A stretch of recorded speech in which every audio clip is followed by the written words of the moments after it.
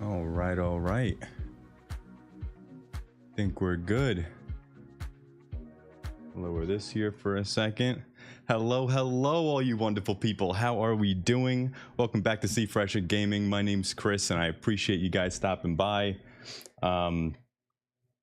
Today, what do we got planned for today? Well, not a whole lot, to be completely honest with you. So I wanted to start off by leveling in Diablo, but I have been so far behind on everything that this Gamescom 2023 open night live, this is something I kind of wanted to take a look at. So that's what we're going to end up doing first. But I have just been in the middle of trying to get moving and all this other shit. So I've been a bit behind, but either way, so yeah, for tonight I just wanted to kind of look over some games, maybe get some content going, just so I could put up some videos about just the absolute surplus amount of content that they have been flooding us with here this whole year, to be completely honest with you guys. It's been nonstop, great games coming out, so I really want to dive into this with you guys. For those of you that have seen it, well, buckle up, here it comes again. And for those of you that haven't, hopefully you guys enjoy. But yeah, welcome everybody. All right, let's see what we got here. Just want to make sure we're good. Mic is good, volume should be straight. Let's move this over. That are coming out, what we should expect. There's been some great Souls-likes coming out, a lot of different just genres in general that I have really never been messing with. I can't speak. I really never really messed with a lot of these type of video games, but a lot of good stuff has been coming out. So we got Cyberpunk, Alan Wake, Call of Duty, Mortal Kombat, and a lot more coming. So I want to take a peep at that. But after this, we will get into the leveling grind. I am sitting around level, where am I? 60, 95, 96, something like that in Diablo. So we'll get to that right after this. But yeah, let's chill, grab yourself a cup of coffee, and let's get into it. If it's too loud, if it's too low, holler, let me know. Please welcome your host, the creator of the Game Awards, Jeff Keighley.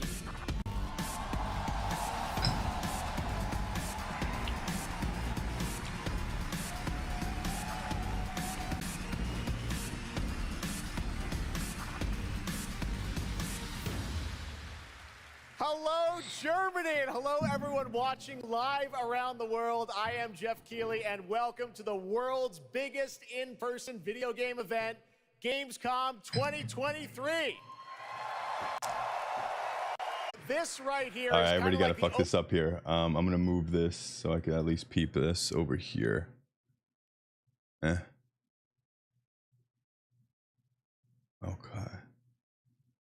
Make sure we're running all right. Looks like we are. Excellent. Get back to it. Opening ceremonies for Gamescom. It's a preview of this year's most anticipated games. We call it Opening Night Live. And over the next 2 hours, you'll get exclusive new looks at titles like Call of Duty Modern Warfare 3, Alan Wake 2, Assassin's Creed Mirage, and... Holy crap. Speaking of Call of Duty, where has your Call of Duty hype train end?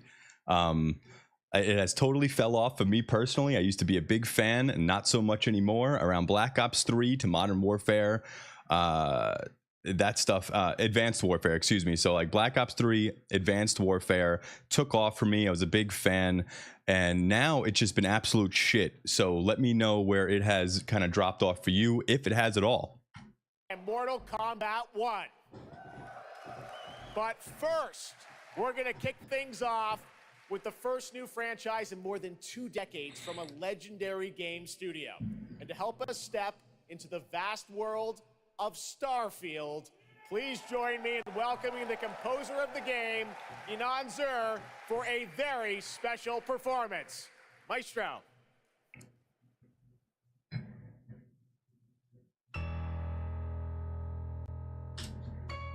First of all, I just want to stop it right there. Tell me that didn't sound like Halo. Just like the beginning intro to Halo. Too funny. But I think this guy's just going to be playing the piano for a little bit. So I don't know about you guys, but I'm not really interested in that. So we're going to move this along a little bit. Probably doing a banging job too. But we can hang out for Starfield.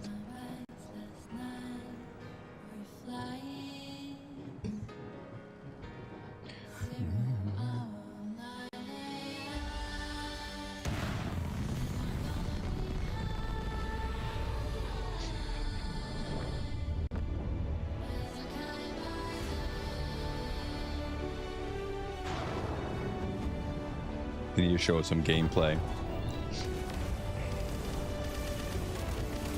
They always knock it out of the park to the cinematics, though.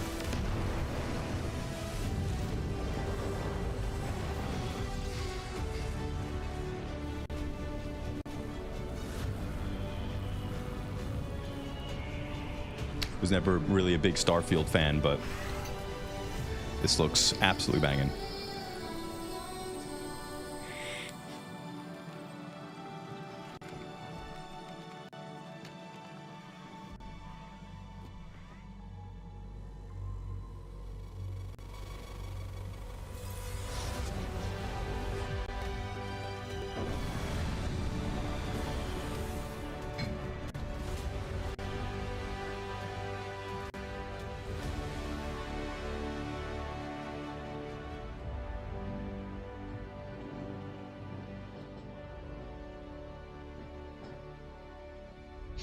Nice. This should be right around the corner, right? Yeah, look at that. September 6th. Yeah, I don't know if I'll be purchasing that, but it's something that has been around for a really long time, and they're doing a good job with it. Starfield is ever so close, and Inan, thank you so much for that spectacular performance. Really appreciate you coming all the way for this. Word. It's true, in just over a week, fans will start to play Starfield in early access on Xbox and PC. Well, I've been lucky enough to start playing it. Don't be jealous. I'm not allowed to say anything about it. Yes, exactly. All right, well, guys. GTA. Okay, thank you very much. What a fucking asshole. Really? This dude. There's always got to be that prick, right? Like, go sit down, dude. We're all trying to like enjoy ourselves, right? You got mad people here sitting at this convention, and you got some fool running up on stage like that, right? Man, that's crazy. Good for Jeff, though. So disappointing. This is such a special night for so many developers. It's really he handled, you know, act that way. But we're gonna move right on with the show. We've got a lot of great games to show you. Dude looks pissed. But he handled. Really, it's just Jeff so handled right. Like, good for him. He had to play the fucking host and security. Yo, fuck that guy. And he did a great job in just handling and recomposing himself to get right back to the show. So good job for him. Great job on that, Jeff. Sad to me to see something like that happen tonight. We're here to celebrate games in this community and how much they mean to us. So without further ado, I want to move right on with the show because we've got a lot to show you. And the good news, Gamescom, is we have someone very special here who can be here to talk about Starfield. Please join me in welcoming to opening night live in Gamescom for the first time ever, one of our industry's greatest creators, the director and executive producer of Bethesda Game Studios. That's right, Todd Howard, everybody.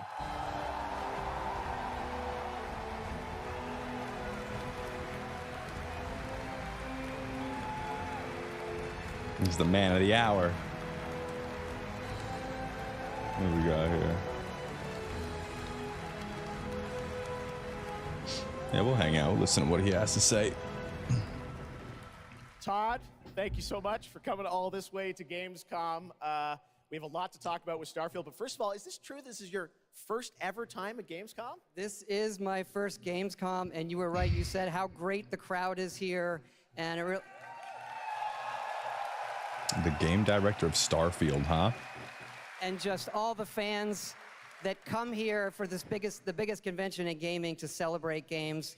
And I figured, you know, it is our first new franchise in over 25 years. So if I was going to come, you know, it's for Starfield. Well, we all welcome you to Gamescom in Germany, and we're all very excited to step into this new world, Starfield, and the next week, early access. Set up for people, why did you want to make this game, Starfield? Why did you want to create a new world?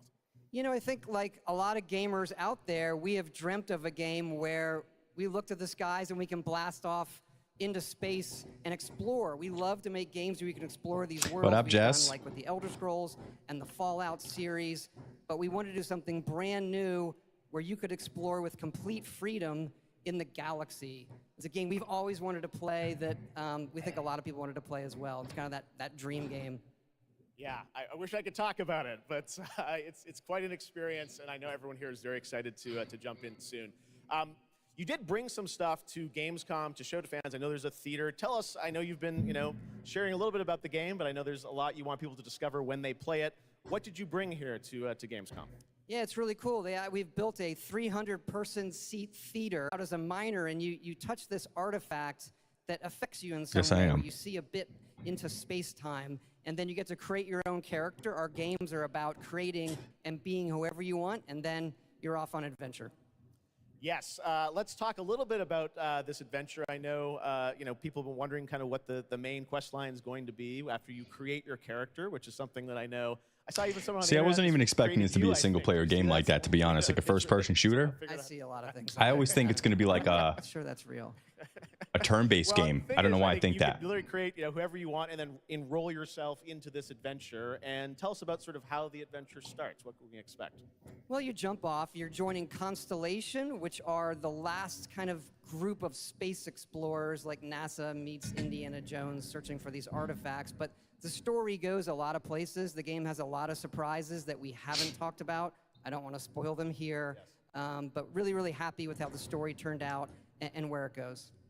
Yeah, it's such an epic experience, and you and your team have done so much for this industry, and the fact that you guys have worked through COVID building this and coming on the other end, we're so excited for everyone to get a chance to play it. So thank you for all you've done for our industry, Todd. Everyone, Todd Howard. Thank you. Can't wait for you to play the game. Right Thanks on, so much, brother. Todd. Really appreciate it. All right, well, tonight is largely focused on announced games, but we do have a few surprises along the way. And next, it's time for the global reveal of the third installment in a franchise that is very familiar to Gamescom fans. Here we go.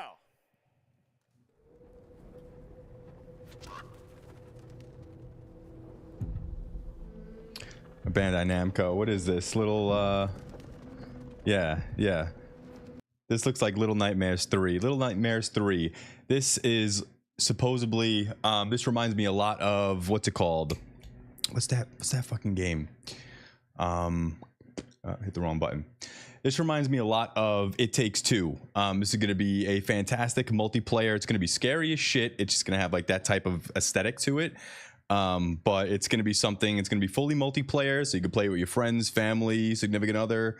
So it'll be a nice stroll in the park. Not too difficult, a nice cruise. So something to really keep an eye out for.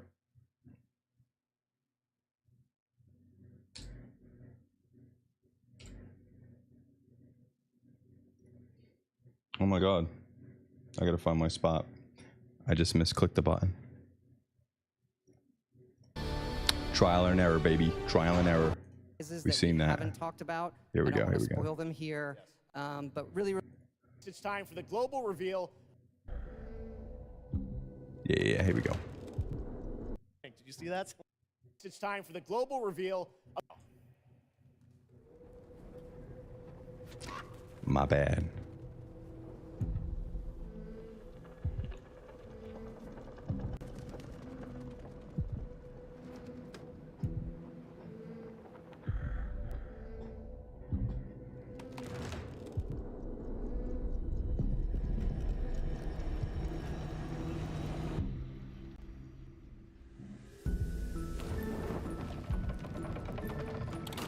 I love the teamwork aspect. Very thematic. Music sounds good.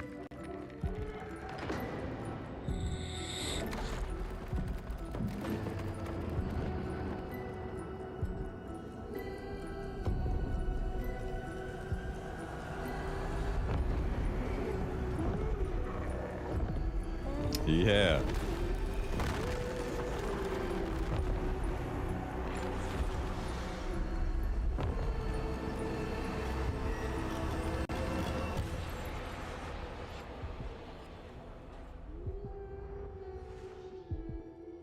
Little Nightmares.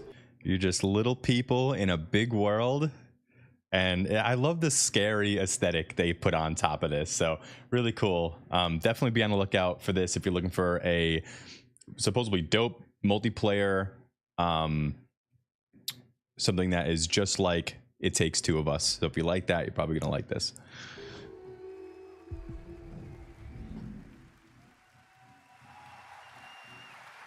That's right, Little Nightmares 3. And joining me now are Corley and Lucas from What does that Bandai say? Namco to tell us 2024, more. okay. Lucas, thank you so much. It's great to have you back here at Gamescom to announce another Little Nightmares. Thank you, Jeff. Yeah, it's really great to be back. We're very excited to announce Little Nightmares 3 tonight. The franchise has a long history with the show. I mean, that's where we announced the first 2 games. So for us, it was definitely the best place, best show to reveal Little Nightmares 3 to the world. Well, we appreciate you bringing us this news. It looks incredible. Corley, I see we saw 2 characters in that reveal trailer. Can you tell us a bit more about them? Yeah, sure. Hi, Jeff. Hi, everyone. I'm so happy to be here to present you Little Nightmares 3. So yeah, as you have seen, we have 2 characters, but now you have 2 players as well. So you will be able to play both in single player or online co-op if you want, and face your childhood fears with a friend. Now, There you I go. saw a lot of cool new places in Confirmed. the trailer. Can you tell us a bit about? Now, I would love to check out the previous games. Were the previous games multiplayer as well? Because if so, that would be a really cool thing to kind of look into. The setting for these 2 characters? Yeah, so our 2 new characters are Lo and Alone. They are trapped in a place that we call the Spiral. It's a cluster of disturbing places, and they will have to work together to survive in a world full of dangerous threats and full of delusions. And they will also have to find a way out of the nowhere. So yeah, I can't wait to have you put your hands on the game in 2024. Excellent. We don't have to wait too long. 2024. Lucas, I know that's not all because you're kind of expanding the Little Nightmares world with something more. Tell us a bit about that tonight. Yes, we have one more surprise. So in addition to revealing Little Nightmares 3, I'm very excited to announce our first podcast series. It is called The Sounds of Nightmares, and it's an original story. It's composed of 6 episodes, and we are releasing the first 2 episodes tonight. So you can go on our website, thesoundsofnightmares.com, to check it out. And I'm gonna have to peep that out. Our fans are gonna enjoy it. The Sounds of Nightmare. Awesome. All right, well, we're very excited to learn more. Thank you, Lucas and Corley. Thank you, Jeff. Little rare when a new studio reveals footage that takes over the internet. That happened back in 2020 with the reveal of Black Myth Wukong from Game Science in China. Yeah, this is Based on supposed to be the classic next 16th Souls-like. century Chinese novel, Another- Journey to the West. Here is a brand new look at the gameplay of this incredible action RPG. Yeah, another development team taking a swing at another Souls-like, which is great. I mean, they need to carbon copy what Elden Ring and all the Dark Souls series have been doing because it works, so why not repeat it, put a little twist on it, but this looks fantastic.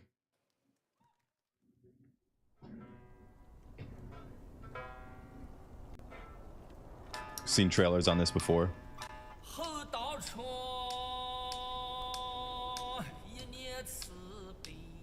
This dude just jamming with no dome.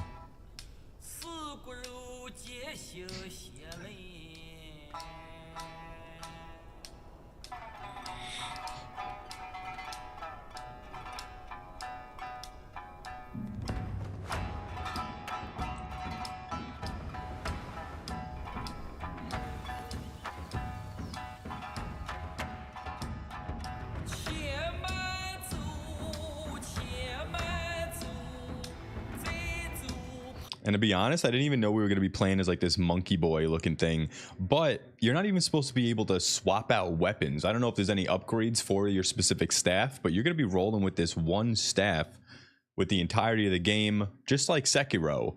So if that's something that turns you on, it turns you off, that's something to consider. But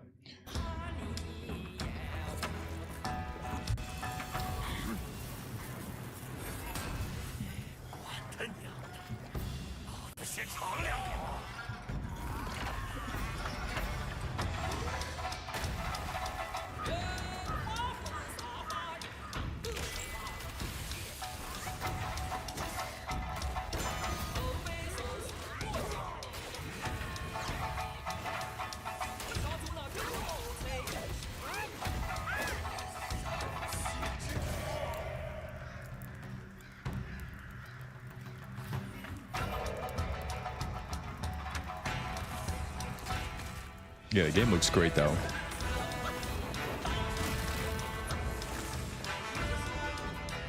And they're giving you gameplay. That's how you know it's going to be fire.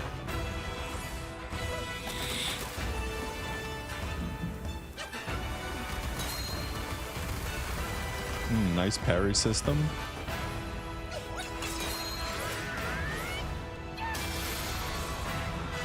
Nice. Super hyped for this game. This is one of my absolute tops right here. Didn't give us too much information right here. Oh, it's still going. But yeah, let me let this finish.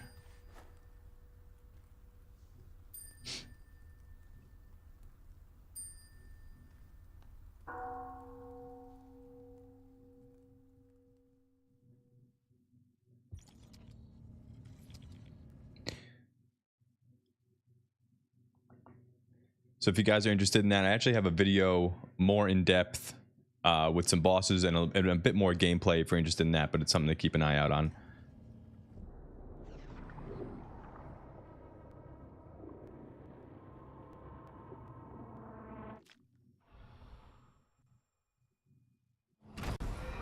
And this I've never seen.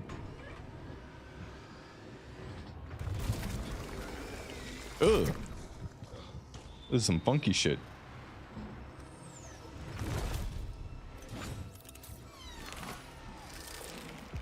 What the fuck?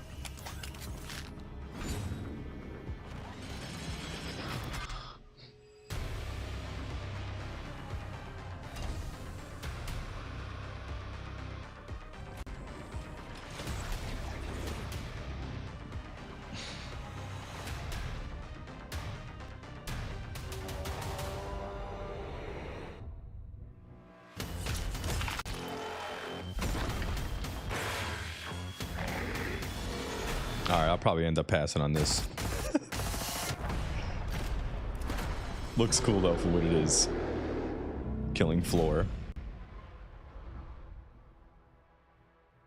Steam. Yeah, I'm gonna pass on that one because it's really not my type, but okay. It's interesting.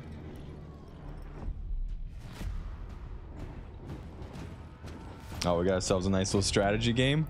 What is this, Age of Empires? A little update? Probably much needed at this point. Oh, what was that? You seen that? Oh, let me go back. You see that? Remember the days when that Xbox sign meant something? Remember that? Where people got hyped? No? Yeah, me neither.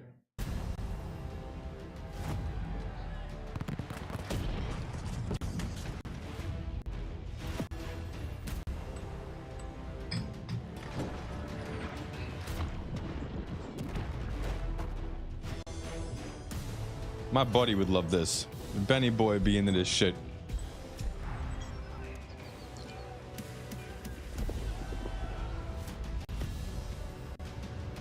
Rally your troops with ease. Oh, it's cute. It's probably Age of Empires, right?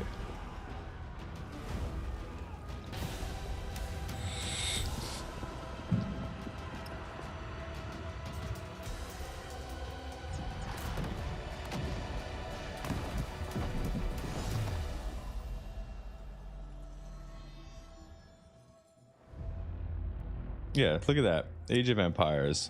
They're still pushing. They have such a player base, man. I've never played any of their games. They just don't really, they don't vibe with me, but. What a great surprise. Age of Empires 4 Anniversary Edition, an award-winning game on PC, is now available on Xbox consoles today. That's right. That's cool. All right, next up, we have something extremely special for you. We have one of the most iconic filmmakers of all time in the house. The director behind the legendary films such as 300, Man of Steel, and Army of the Dead. He's come all the way to Gamescom to talk about his new film, Rebel Moon, which is on Netflix. Do you recommend, I'm like so close to buying Baldur's Gate 3. Do you recommend it? I see nothing but good stuff, but like as a turn-based game, I have just never played it. If you guys are interested in seeing that or anything, whether you're watching now or you're swinging by later on when this is already posted on YouTube, let me know if it's worth. Have you played it? what are your suggestions on it? But I am very close to picking it up. I just, turn-based games have never been my thing, so I'm kind of just holding off until maybe I have somebody to play with or something like that. But that's where I stand on that. Baldur's Gate is something that might be coming up, so if you're interested in that, definitely stick around. It's nothing but fucking good stuff been said about that game, so I'm interested in that. December 22nd, Gamescom. Please give a warm welcome to the one and only Zack Snyder.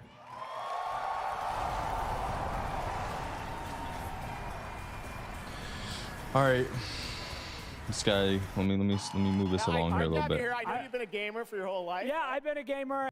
That blew my mind. Great opportunity. Maybe. Yeah. Okay. I'm not really interested in movies to be watching right now.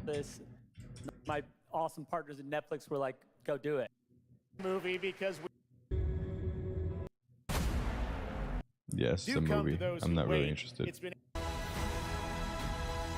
Skip ahead of this a little bit.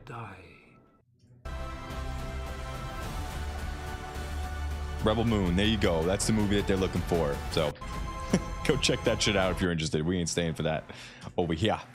wait to play that game. Oh, it's on Netflix. All right, well, now there you we're go. going to move on to something that is very long awaited because sometimes good things do come to those who wait. It's been a number of years since we last heard an update on Crimson Desert, the new open world action adventure from Pearl Abyss in South Korea. Well, Never heard of it. That changes tonight because the team has prepared Crimson a Desert. very special gameplay update trailer to share with the world first. You're at Gamescom. Enjoy.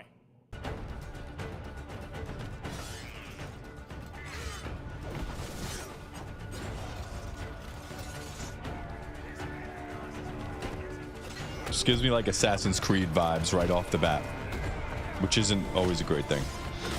Oh, the combat doesn't though. That looks good.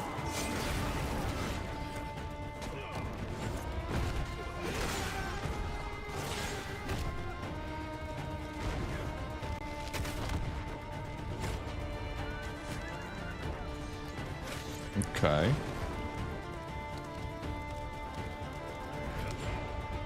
Beautiful world, right? This has got to be like the next gen Unreal Engine 5, I think it was, right? Whatever the new one is. I forgot off the top of my head. Looks pretty though.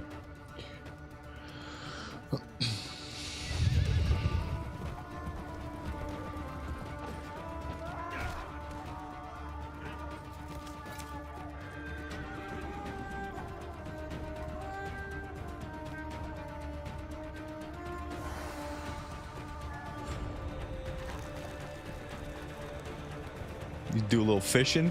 You remember them fishing games back in the day? Was it like Pro Bass or something like that? Bass Pro. I remember playing that shit on like PlayStation 2.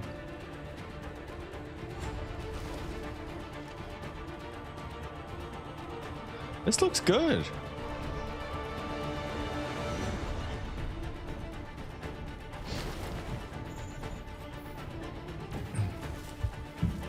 Be right back.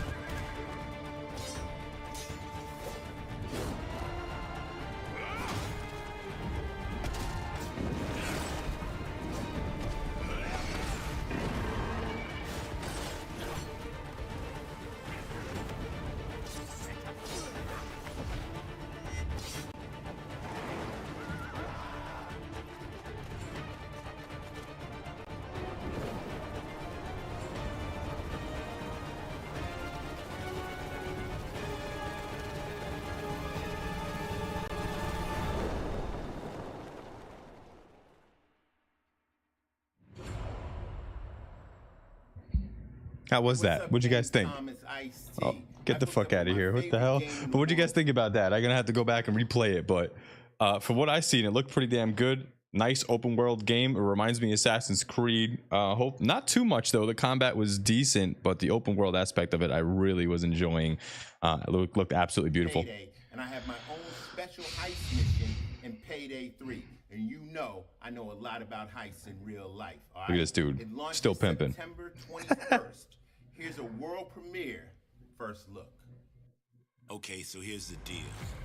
The components are kept in high security cooling containers somewhere in the storage yard. The clock starts ticking as soon as the components are out in the open. So you need to haul ass to get them to the transport.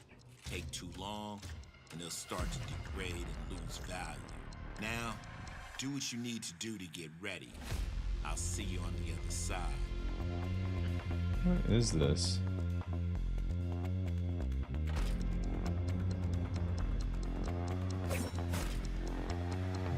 See, I don't know. Games like this, especially this year with all these AAA bangers, like, this ain't gonna do it, man. You think stuff like this is gonna succeed in a year where it's just insanely populated with like just great games? I don't know, man.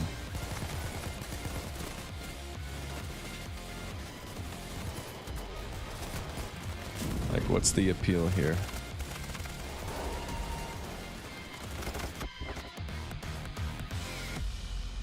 Payday 3. Never played it, never cared to. Like, what's the appeal? There's so many fucking shooters, you know, first-person shooters in the gaming space already that kind of gets watered down.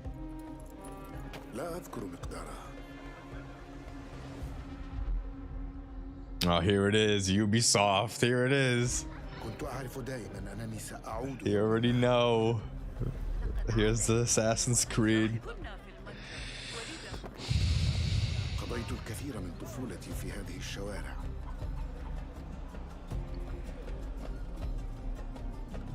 Dude's already creeping.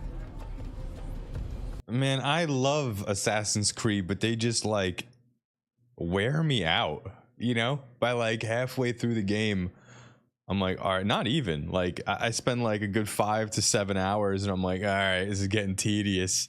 So I don't know. Hopefully, like one year they won't just like fucking copy and paste. They'll actually revamp the system and maybe do something more unique.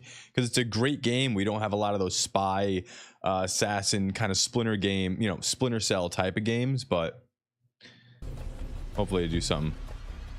طالما كنت أستمتع بهذا المكان. كنا نتسلل إلى بيت الحكمة في صغرنا أنا وصديقتي نهال.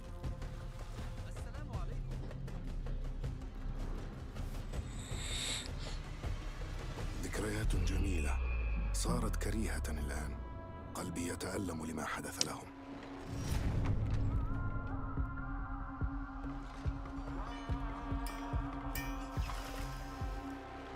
وها أنا ذا مستتر يتهيأ لإعادة النور إلى أحلك أركان المدينة.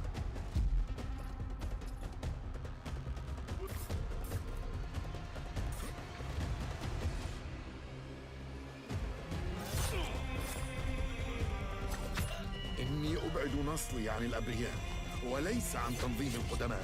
It's cool, but looks like more of the same. You know? What do you guys feel about Assassin's Creed these days? It's wearing on you? Or are you still into it?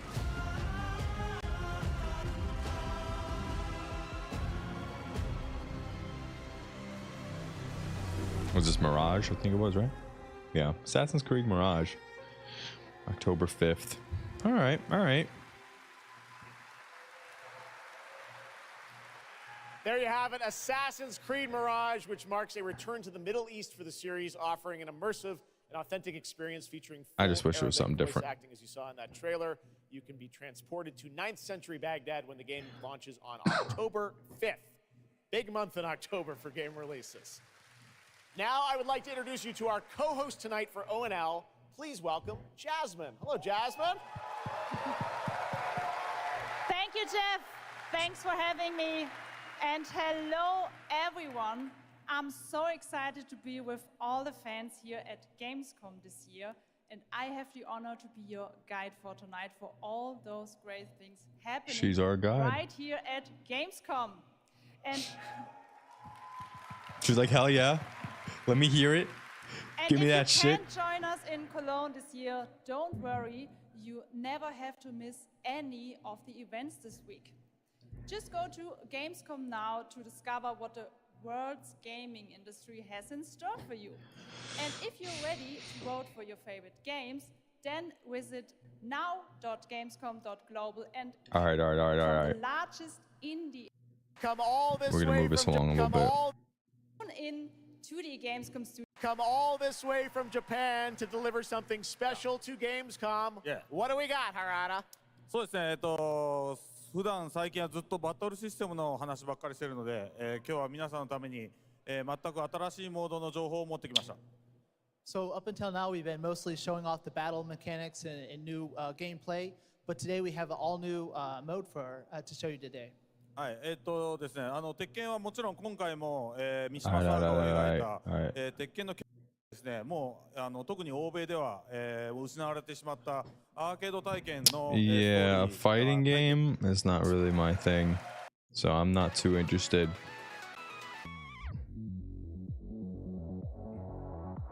Oh yeah, this is a jammer.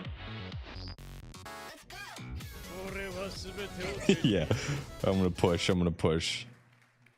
There you have it, Tekken 8 coming in Tekken. January 2024. All right, I'm now joined by Shelby Carlton and Dave Swenson from Sledgehammer because on November 10th, Here we go. Modern Warfare 3.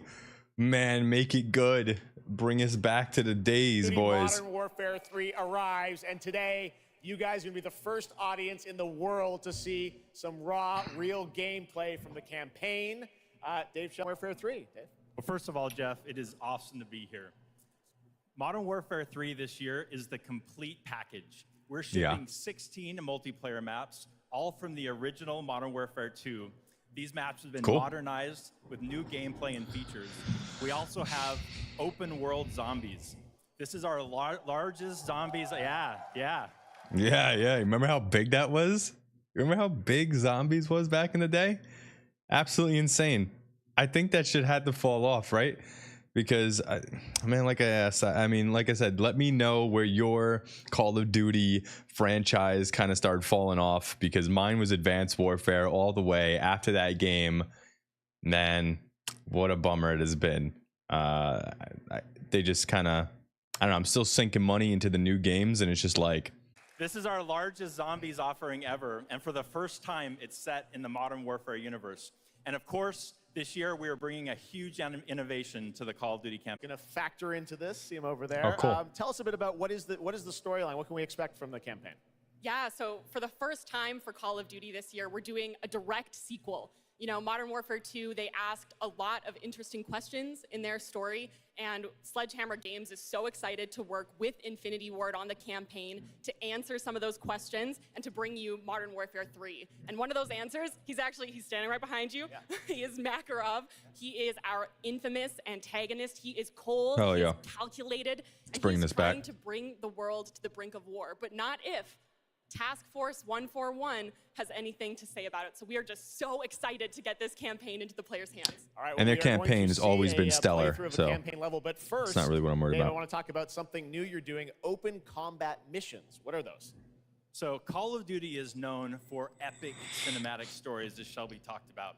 And this year in Modern Warfare 3, we're introducing a new innovation to the Call of Duty campaign that's going to allow players to interact with that story like never before. We call them open combat missions. Open combat missions are player-directed. They allow the audience to play the game the way they want to play it. So if you're like me and you like stealth, you can go in quiet, you can equip, suppress weapons, complete all the objectives without the enemies ever knowing you were there. But if you want to go in loud, you can strap on armor plates, you can go and hit the enemy head on, and open combat missions will support it. You can leverage vehicles, you can leverage tacticals, lethals, you can even use your favorite kill streaks in campaign. Cool. Now, open combat missions are really important to our campaign story, and they're going to work seamlessly. And I think that's something that they need to bring forward. And like I said, this kind of goes hand in hand with what I said before, where it's like there's just not a lot of assassin type of stealth games available.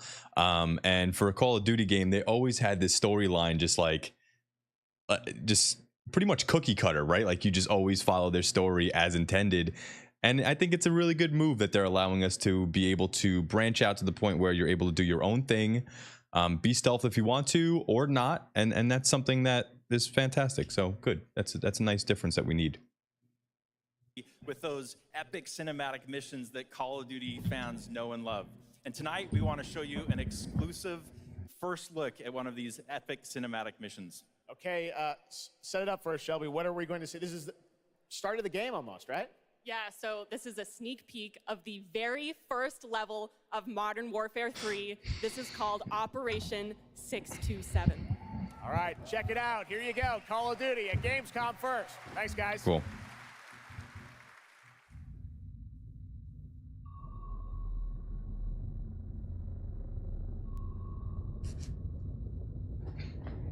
But yeah, their cinematics are always top tier. The multiplayer is what I'm like mainly interested in. We're probably not going to get any of that right now, though.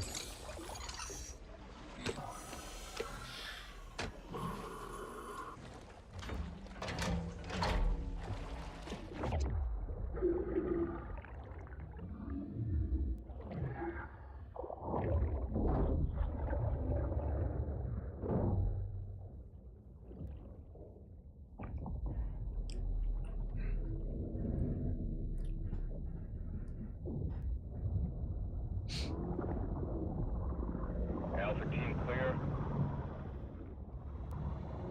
Heading to surface.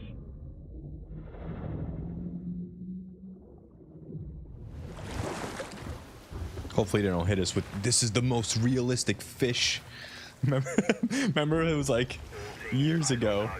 Like, oh, we have the most underwater upgrades any game has ever seen. No one gives a fuck.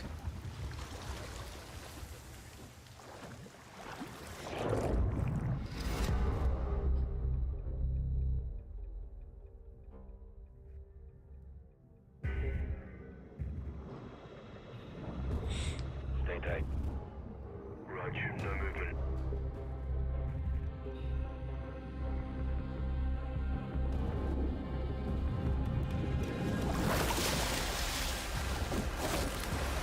Yeah, see?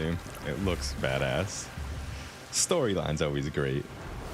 It's like a movie that you're playing through, you know? You do great on that end of things.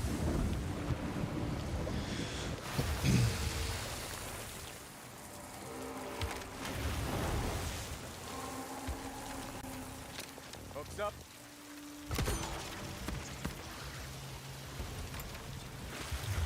Good hook. Let's get up top.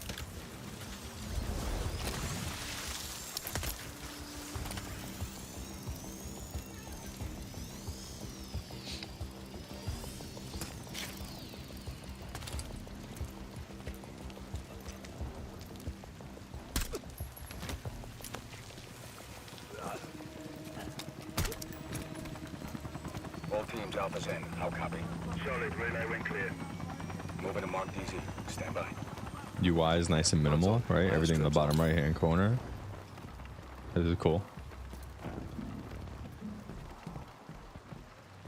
I just want the multiplayer to be good. Hold.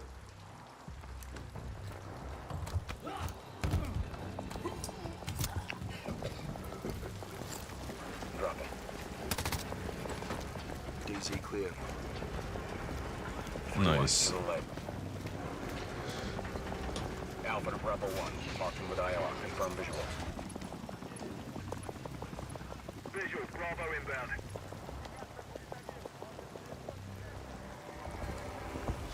What the fuck? These boys are just flying in.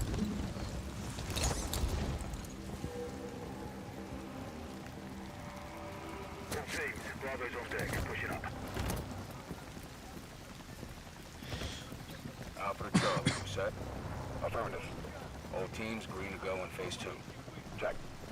Roger.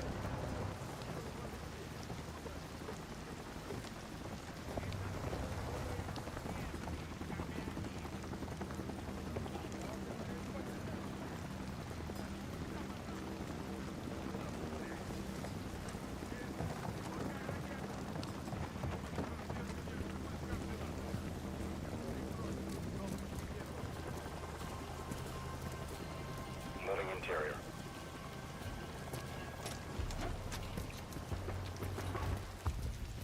All clear. I would say it looks beautiful, but like everything's black. There's not much going on. It still does look good. Like you see how they like their gears all wet and everything. So there's some nice detail going into it. But off. there you go. They got a bird up. Movement in the courtyard. Looks like a prisoner transfer. Not our guy. On me. Hold up here. All teams, Alpha's in position. Copy. Bravo set. Charlie, good to go. Roger. Fire in the hole. Stand by. 3, 2, 1. Execute.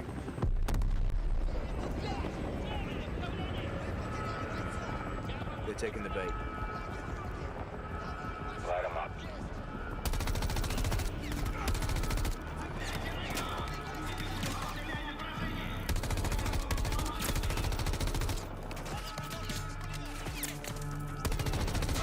Nice.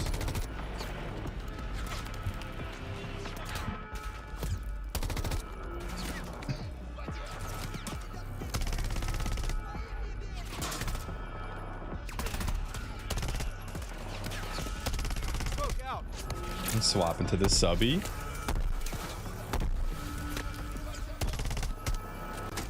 Hatchway. On me. Move. Pop the hatch. Let's go. Stay close.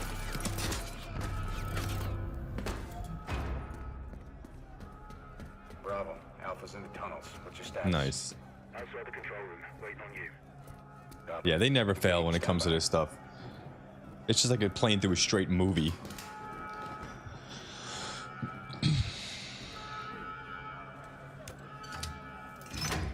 All teams, let's roll front down. Bravo, full report. Oh my god. Blackout in 3, 2. There's some people. Execute.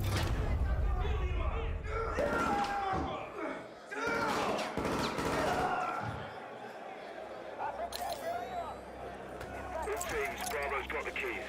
Alpha, you have 1 mic before the lights are back online. Copy, Bravo. Oh, look at that. That's wild.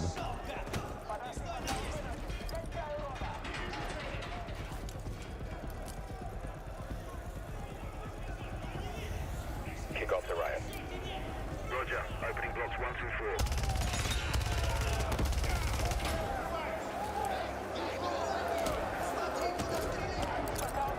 Oh, they're freeing all the prisoners.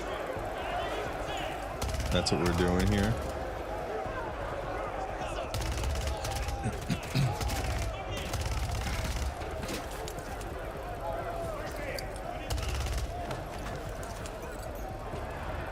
Very cinematic, like always.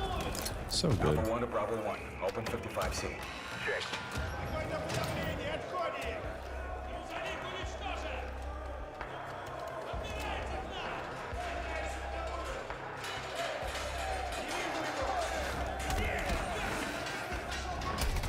His bed's falling from the sky and shit. Like little mattresses. Oh, see, there you go. Got the red dot sight. I love that. I love how they're able to just to swap out the scope for the red dot. Very cool. Clear.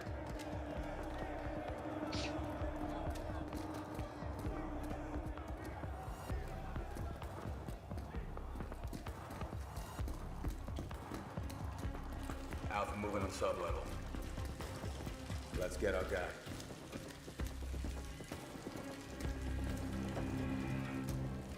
Ready, breach? Breacher up. Here we go. Classic COD. It's pretty cool, man. They do a fantastic job every time with that stuff. I mean, that can make sales by itself, right? I guess that's why they always do it. Is just the storyline in general is just fantastic. You can stay But tuned give for me the more Modern multiplayer. Warfare 3 details and gameplay when Call of Duty Next, the premier showcase event for Modern Where we Warfare at? 3 multiplayer, Call of Duty Mobile and Warzone takes place. We're announcing it tonight on October 5th, and jump in for yourself when the multiplayer beta kicks off on October 6th. We have so much more to share with you, but first, here's an update on Nightingale, the new shared October world survival 6th crafting game for the from beta Reflection. on multiplayer. After a few years of waiting, it's finally time to find out the early access release date for Steam and Epic Store. The Feywilds await, and so too Nightingale. Oh, hello. What the hell is that? Awaken your first portal and tread on towards that which is boundless, beyond the measurable.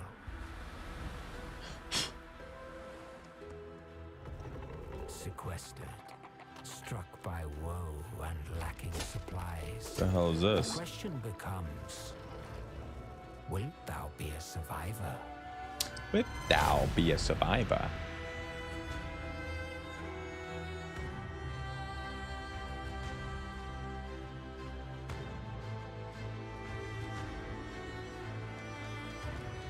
You building all these homes? Is that what was happening there? Oh, look at this. Looks like it has some potential. Regardless of which portal variety you favor.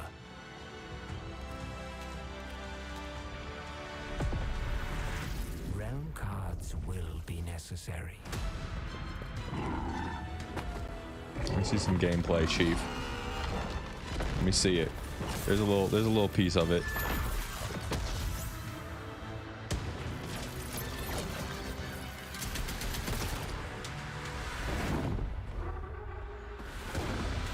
It's pretty cool.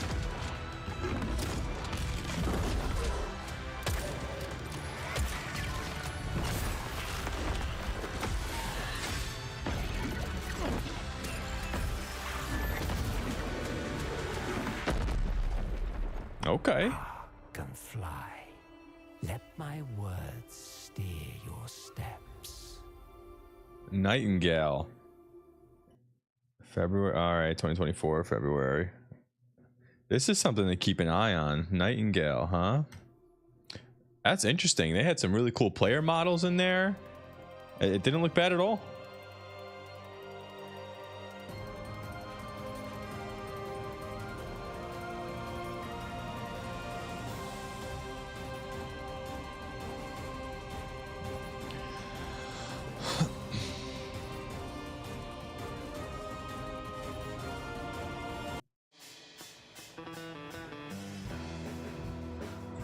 At Amazon Freight, the astral realm is Lilith's home.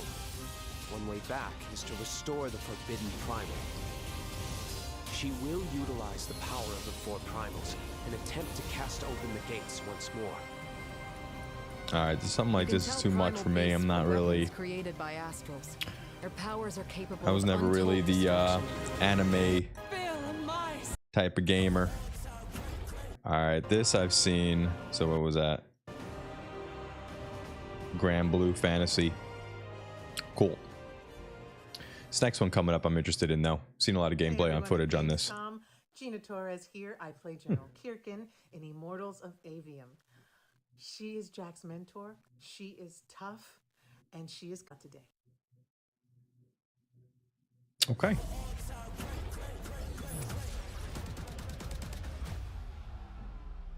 Jack. We're out of time. Ascendant Studios.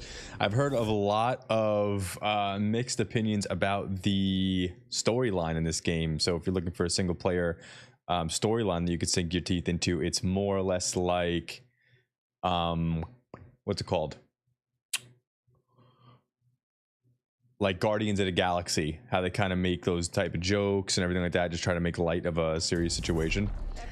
But I heard the actual storyline is pretty mid-tier.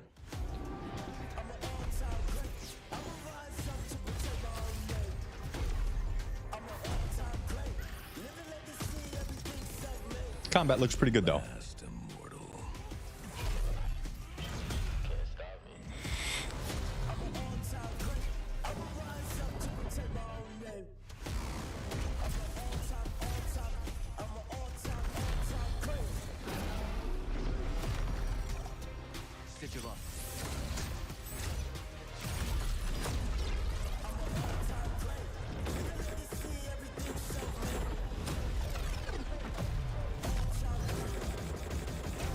Yeah, see, it looks decent. I just feel like it's gonna be like overshadowed by a lot of the main games that are coming out.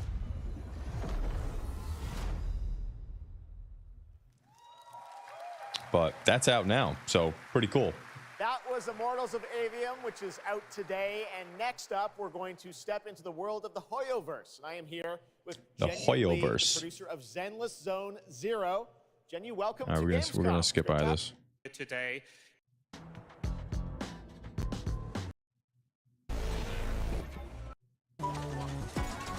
To a city near you. What else you got, Jeff? I'll hang out, watch this for a little bit longer. May take a little break, and then we'll hop into Diablo and see what kind of leveling we could do, or see what we can get into. Was this Pokemon? That's what it looks like.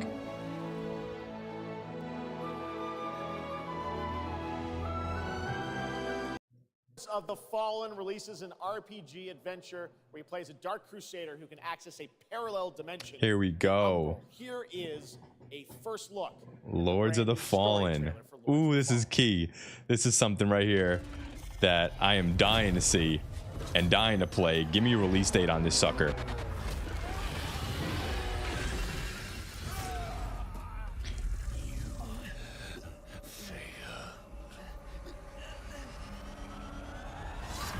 My lost child. For you have been deceived. They brand me evil. A tyrant. And yet I offer you something they will not. Yes. A choice. Give me that dark aesthetic. Looks so good. Have had to shape their own destiny. See what they have made of it. War, greed, hatred, suffering, chaos.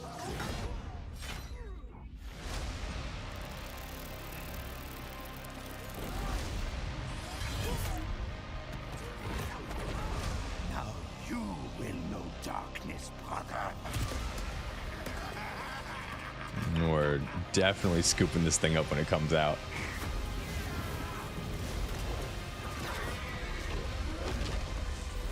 You are in the presence of a god human. Kneel before me and beg for forgiveness. And remember, you look into the shadows. Let's go. October 13th. Look back.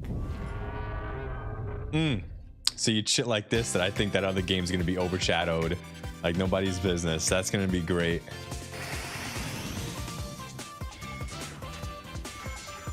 Little Sonic.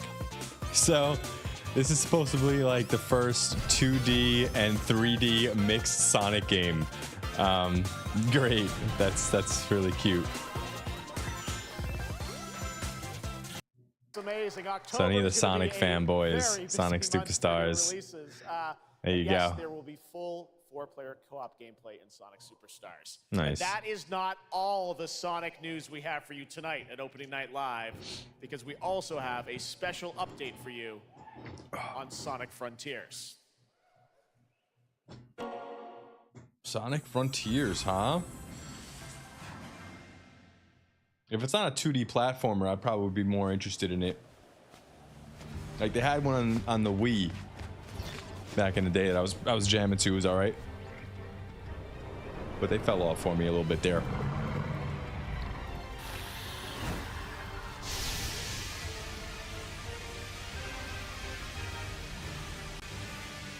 It's hard to go wrong with the classic Sonics and stuff like that, right?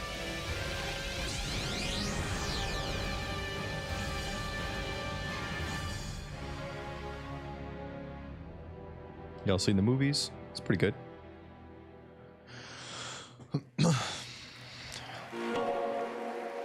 Sega. They're still kicking, huh? Hello again. It's so amazing being here at Gamescom with all the game devs, publishers, talking to the producers of the indie games. We got a having link. first-hand conversations. What and else of we course, got? the Is this cosplay just a full link cast? Thank you so much for sharing your costumes with us. And I That's funny. The descendants are risking their lives for us, for Albion.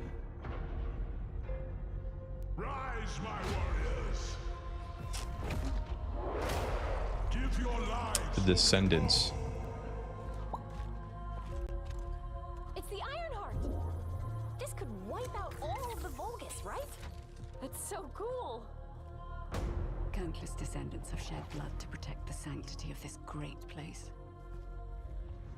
Despite their efforts, humanity is still at risk of extinction. And you are the only chance we have.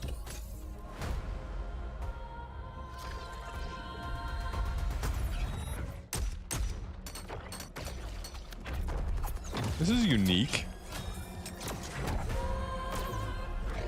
I haven't seen it or heard of it though.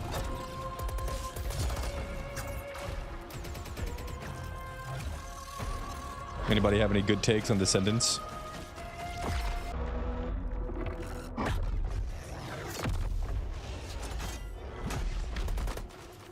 There's a grave walker.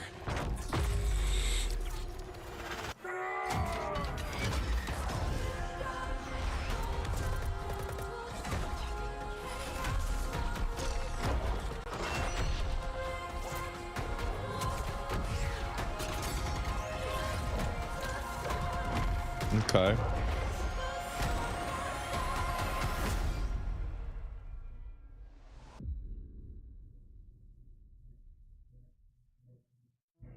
There's a lot going on in that boy. Hi. How's Surface World? Good. Everything's fine. Great. How are you? Tired, but in a good way. Busy. Unitrench is still Unitrench. I'm worried about you. I heard there was a storm coming. I told you, I still need time. Time to what, Stan? Because as far as I can see, you're just... It's a huge player base for this deep sea shit. Upping the extraction rate. I just I don't have time to try all I these. don't expect you to understand. You're not the only one who's suffering. I need you with me here. There's probably some really good story behind this. I will be. Just to get lost into a campaign or something. Under the waves. Okay. You're right there. On the verge of something special. Of being first into great unknowns. Like Payday. Alright, so they're just going through some trailers here. They're like, yo, check out the Game Pass. Joining me now, Troy Baker, Roger Clark, Julia Brown, the stars of Fort Solace, which is out today on PlayStation and PC. Guys, welcome to Gamescom. This is so fun. Tell us a bit about this project. What can you tell us? Oh my God, look at these people. You guys are insane. Alright, we'll move along here. Hear from me soon. This I guarantee you.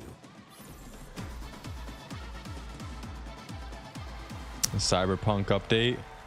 I heard there's some really good things coming along with that. Like the actual game's gonna fucking work. It's not gonna be an entire glitch fest. So that's always nice. Julia Primock, gameplay designer from CD Projekt Red. You're like, I think they finally learned something I'm excited to be here today. Well, we're since they released a game that was broken in every way, shape, or form. There are a lot of upgrades coming. We just saw a lot of upgrades and changes that are coming to Phantom Liberty. Where do we even start? So basically, we've prepared a... I'd like to see the gameplay. Did I miss it? I think so. I want to see some of the gameplay. And as you're about to see, Yeah, a lot let's do has it. changed. Let's check this out. Because I lost all hope. I downloaded the game, played it for 10 minutes, and was like, all right, this is too much. My car went underneath the world and glitched the hell out. I couldn't even play it. My favorite merc. Welcome to Dogtown. There's There's a job. Coordinates provided. You know what to do.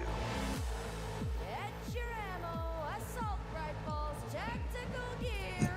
Hands, thinking of buying some iron. The logical choice.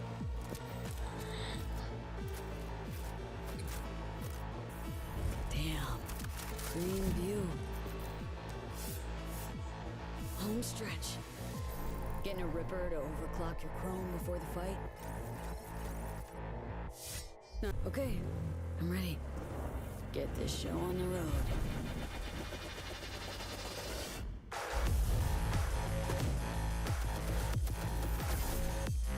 Nice. All right. Redesigned talent system. Air dash. That looks cool. They got some nice gameplay additives here. The skill tree. I mean, it looks good, but it did when it first came out too. So hopefully this update really pulls it through and brings it to where it should be. Job done. Premium work, V. I'm closing the gig and sending you a little bonus.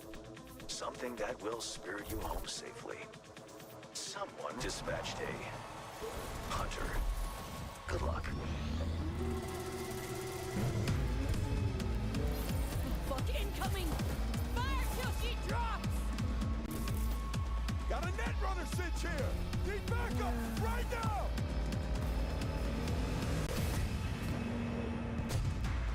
Nice. We got a situation in Watson. Revamped police. NC police, for fuck's sake. Your actions are illegal. Let me put it this way. No gun, no fun. Max tap. Time to tilt out. Fuck, that was close. Bravo. New district doesn't do storylines quest. All right, yeah, they got a lot of good shit coming out for it. I'm happy they're sticking to their guns, no pun intended, but they need to do something with it. I would try it again.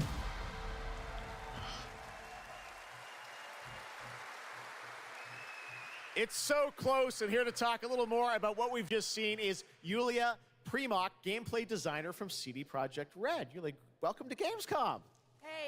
I'm excited to be here today. Well, we're excited to get in depth about what we just saw because there are a lot of upgrades coming. We just saw True. a lot Let me of hear upgrades 'em. and changes that are coming to Phantom Liberty. Where do we even start? So basically, we've prepared a major overhaul of the gameplay experience. So for example, with our absolutely redesigned perks system, we prepared many cool playstyles and many cool abilities to try out. For example, deflecting bullets with your katana, or just for sure. grabbing your enemy and throwing that enemy. Like the different gameplay options, the different talent trees and all that stuff definitely pulls me back into it, and I want to sample what they got. So that's And on top of definitely that, true. we also prepared a new relic tree that will allow for to empower your cyberware even further. Wow. It seems like players, can even further customize their playstyle to Good. suit their taste. We also saw in that video a lot about vehicles and how vehicular combat is even being upgraded, right? Exactly right. So vehicle combat is a massive addition. Players And when is this will patch? be able to shoot their guns while driving. They will be able to use mounted weapons like and rockets. And on top of that, they also will be able to take remotely control over vehicles to, for example, crush them or into like some group of enemies. Wow. And, sorry to interrupt. Yeah, One more. Yeah, one more thing is that car chases are gonna be a new, like, renewed experience with the revamped police system. Okay. Well, it seems like you're upgrading, you said, across the board with a bunch of different things. And thank you so much for coming out to tell us about it. Like the trailer showed, I know you have something else to announce, though, that wasn't in the trailer, right? Exactly right. So I'm really happy to announce that a lot of what we've just seen in the trailer will also be coming to Cyberpunk base game for free for current gen consoles and PC. That's big. That's big for them. They need that up. 2.0 update. Exactly. All right, well, I cannot wait to check it out next month. Thank you so much, Yulia, for joining us here at Gamescom. Yulia. All right, tonight we've also got an update on the science fantasy strategy game Stormgate and a first look at one of the factions, the Infernal Hosts. Stormgate is a spiritual successor to classic real-time strategy games like Warcraft 3 and StarCraft 2. Okay. Stormgate will feature high Strategy game. It's not really up my alley, so we're gonna keep pushing here. Every time I start now, then sustainable place. Thank you very much. Thanks, everyone. This fucking guy ruining Xbox. Got a first look at the Rune Master. Thanks, Judd. Appreciate it. It's Ben Brode from Marvel. All right, I think we're kind of coming to the end here. Oh, it's you. I know. Just want to scroll through a little bit. Thought I'd seen a little bit of that armor core that came out. Nothing but good things from that, of course. But it'd be good to watch anyways. Yeah, here it is. Activating cerebral coral control device.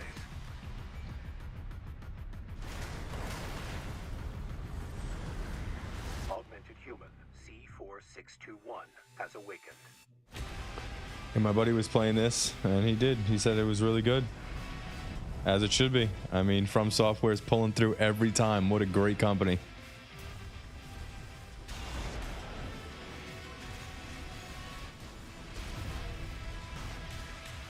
Call sign Raven.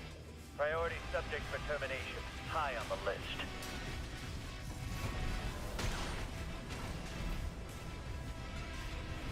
I've never played the first one, so I have no idea about any of this, but it's nice that they updated it, and there's going to be a huge player base that is just willing to play it because of where it's coming from. Probably not going to be as big as Elden Ring, but as we can imagine.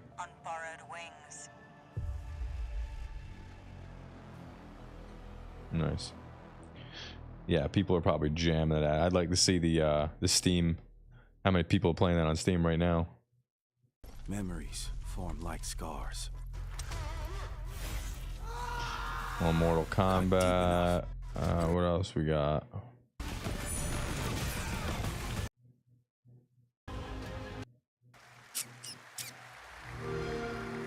All right, here it is. This has got to be Diablo 4 coming up. Long history here Blizzard. at Gamescom, and in its latest game, Diablo 4, it arrived in June and will be supported for years to come with seasonal content. Their first season of The Malignant is now underway, but in a bit of a surprise, we're now about to share with you the first news on the next season coming this fall. Let's check out the Season of Blood. It started small. Nameless people that no one would miss. Dead. I really hope they just don't replace the gems or the malignant hearts with another gem socket slot fucking system. That would kind of be unfortunate, but Ignored the killings. Even as the desperate and the brave fought to end the corruption. But they were too late.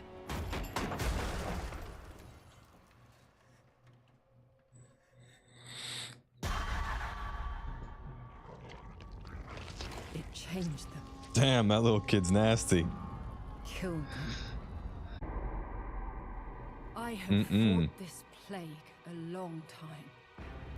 We need something different.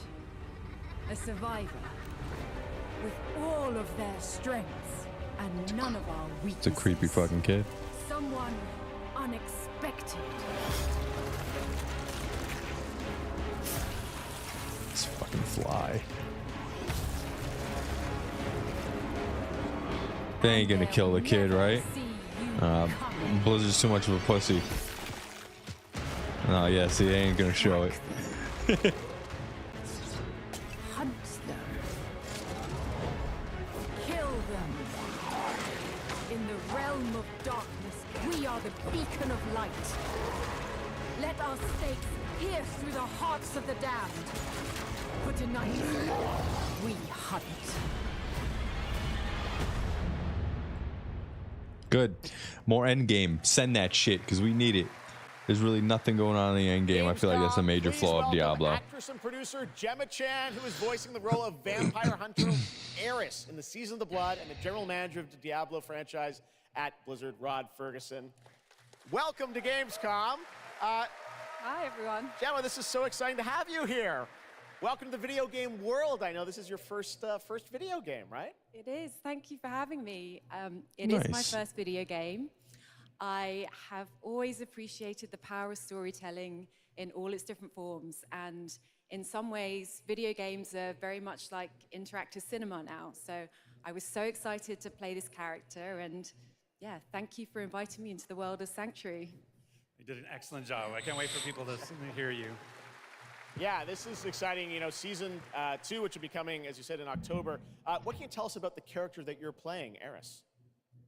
So Eris is a seasoned vampire hunter. She is going to be your We got Buffy the Vampire Slayer over here as you fight your way through the perils of Sanctuary. She's complex. She's seen quite a bit of horror in her lifetime. So initially she comes across as a little bit cold and jaded, but in a fight, she will definitely have your back. Good to know. Rod, tell us a bit about what we can expect from this new Diablo season in October. Well, Jeff, you know, Diablo is about creating that ultimate power fantasy. And obviously, a lot of people have been doing it. We have over 12 million players and 1.3 billion hours played so far. I probably had that many, but with the amount that the end game is dwindling away, I don't know how much that player count is staying steady. Thank you. We're so appreciative of their enthusiasm and all the player feedback. But as you guys know, they had a little development interview a few days back. So if you guys are interested in seeing that, I may play that later on tonight, but we'll see. I'd like to get some gaming in there. For years to come. Now, for our free second season, Season of Blood, you get to join Eris as a vampire hunter, but not just any normal vampire hunter. You're going to get cool vampiric powers and become kind of a daywalker, a vampire that hunts vampires and ultimately tracks down. Now, that's Season 2 and that's October, so we still have lots of time to jump into Season 1. The Season of Malignant, so you know, seasons are a great time to start with Diablo because we all begin at the same place. So come join us in Diablo. Amazing. All right. Well, thank you. See that? He's like, don't leave Diablo now. Don't wait for the next patch. Just come back. More in October. Fantastic, Gemma, Rod. Thank you so much. Come play the game now. All right. And now it's time for another world premiere. This one is a European-made game about hope, love, friendship, and robots. Shut the. All right, we're gonna push through this. But trapped by the special show. Thanks again for. All right, well, I think that's good enough. That was not too shabby. All in all, we got a lot of good stuff to look forward to. Like I said, I may go back to just check out one of the interviews that they had with the development team on Diablo and that new patch. I'd love to get some more information about it because the end game is definitely dwindling a lot of the player base away, and they need to fucking get us back quick because that's definitely not the best way to go about it. But on that note, that was pretty cool. Let's see what we got here. All right, I'm probably going to take just a little break before we continue. But let's get this going. And I'll probably be back in like 5-10 minutes or so.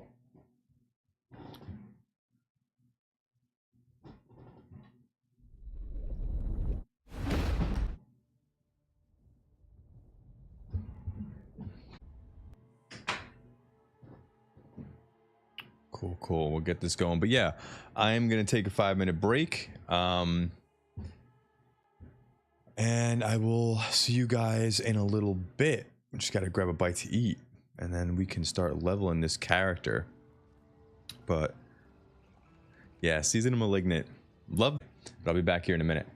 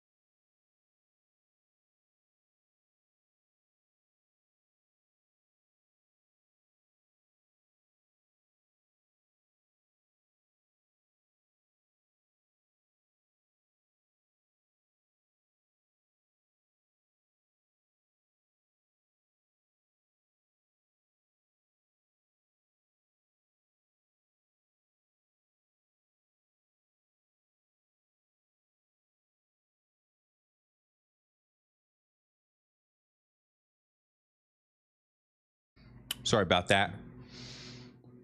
We got some Chinese food. That was banging. Really, really good. Yo, have you guys ever had these from the Chinese spot? They're like little sesame balls. Oh, they're fucking fire. They're just like little sesame nuts, you know? Delish. Yeah. All right, what do we got? What do we got? Where's my cellular device? Where the fuck's my phone at?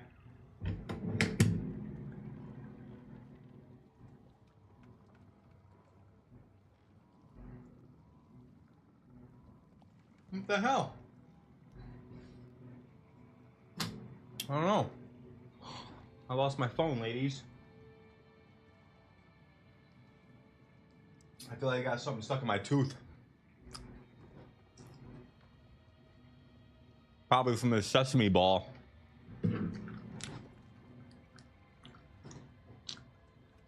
I should have brought a napkin too, because they're greasy as shit.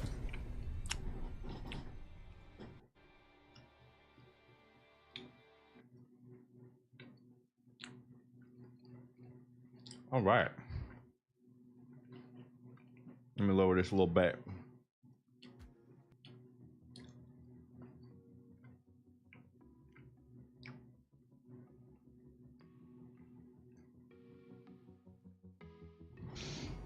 A new build here. And I've been dealing with all the poison and concealment rogue stuff. So I'm trying to build the best poison imbuement build we could possibly do. That has been fun. We're sitting at level 95 and we are on the way, on the grind, the Nightmare Dungeon treadmill.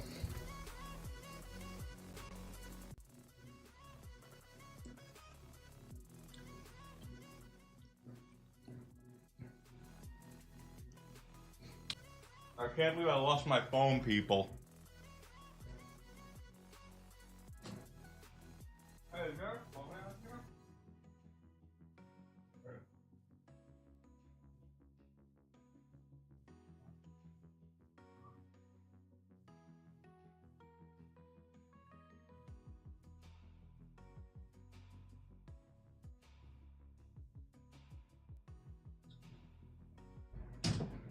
We got that shit.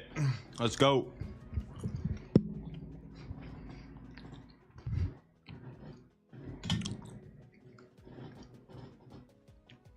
Okay.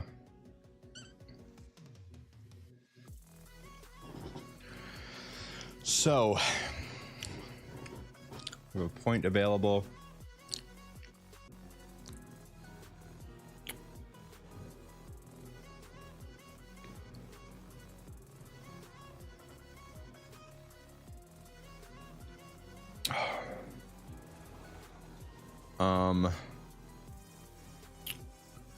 I don't think we're going to be able to attach another board here, to be honest. This is like the 5th board. So,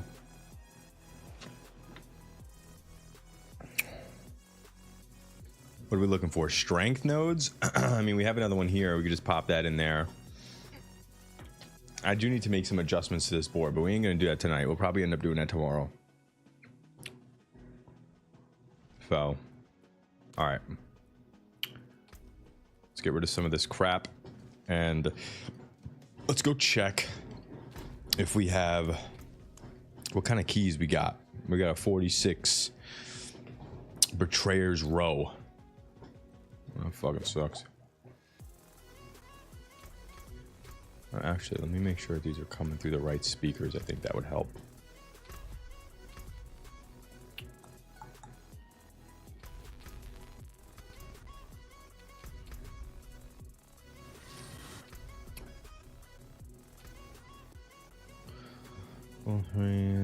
Where's the sound at?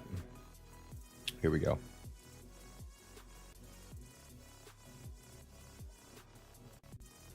Headphones, save. All right. Let's go sell this stuff and get to it.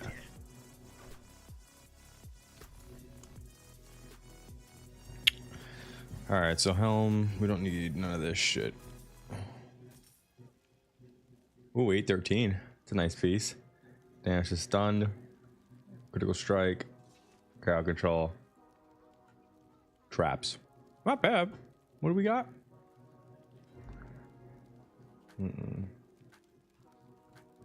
I would take it if it had dexterity or poison damage. But I don't. I may be able to keep this and like re-roll the damage to stunned enemies. I think that'd be a good idea. So I'm gonna do that. I'm gonna hold on to that for now. Cause that's actually a pretty good piece of loot.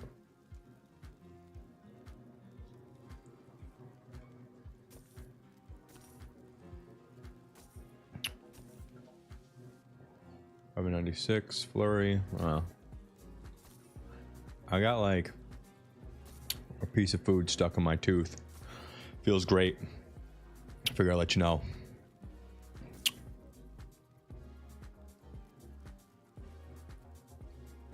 So I'm gonna be picking at it hardcore here in a minute, okay? What is this? The boot skill. No. This thing ain't gonna do it. Hey, we potentially walked away with a decent bow, though.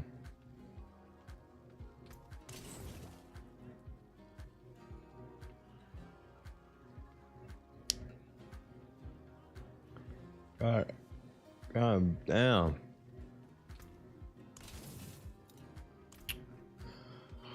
Okay.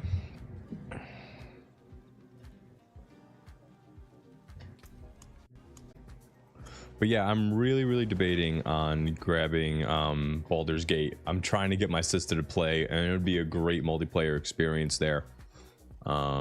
Just to play through the storyline. But like I said, I just don't fuck with turn-based games, so it's something that's the only reason why I haven't really picked it up yet. But what a hype train it has been for that shit, huh?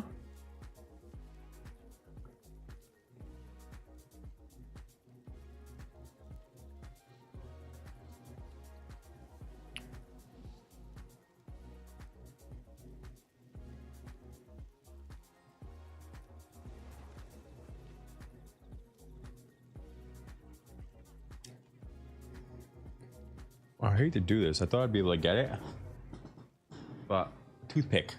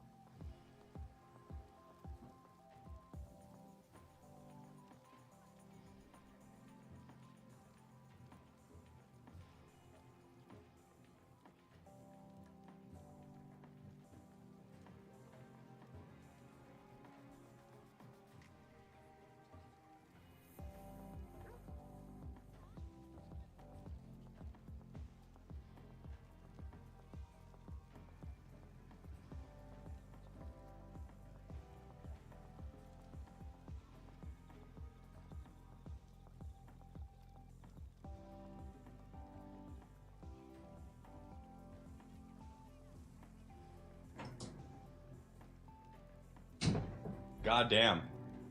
That was all up in there, okay? Oh. I had some serious issues going on. That Chinese food was like really digging its way up into my skull. All right. Nightmare dungeons, here we come. Hopefully we can do this one. It should be good. Like I said, I'm testing this build, so I still don't have like a great... I don't have the gear for it, so it's not producing great like the poison doesn't have like that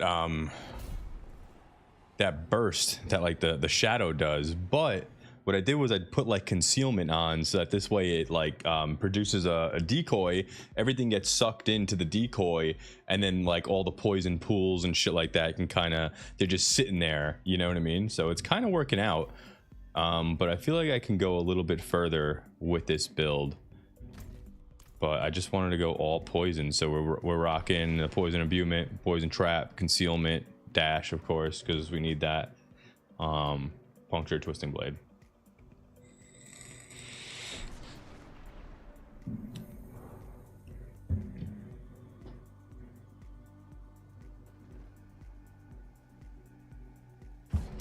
All right, let's see what we can do here. This one's gonna be a pain in the ass. I think there's a whole bunch of bugs in this one, right? Like those flies, if I'm not mistaken, which is really gonna suck if that's the case. Those things are gonna whoop my fucking ass. Yeah, they're all over the fucking place.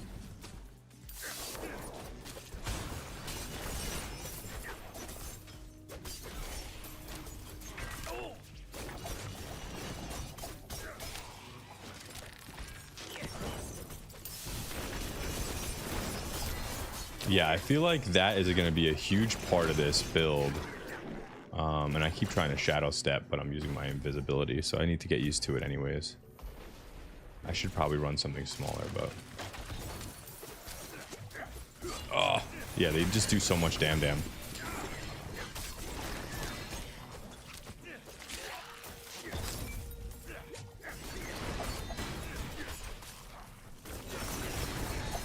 Yeah, without concealment, they just stay spread out so much. Like single target, it's badass, but when shit's just spread out like that, it's kind of dangerous. So everything just gets sucked in, and that's like the way to go, because then you could do shit like that, and it gives good damage when it works.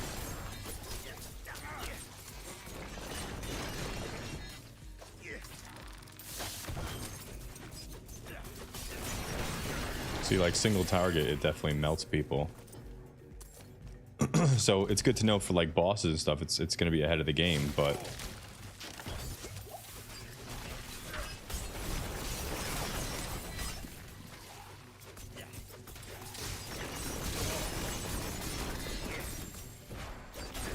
I've never used any of the traps and stuff like that in this game, so it's definitely a unique play style to just have these poison pools and stuff.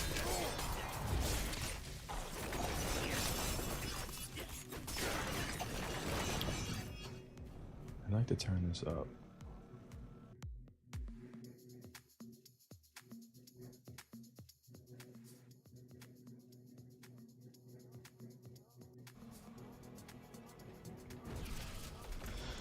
All right, where we going?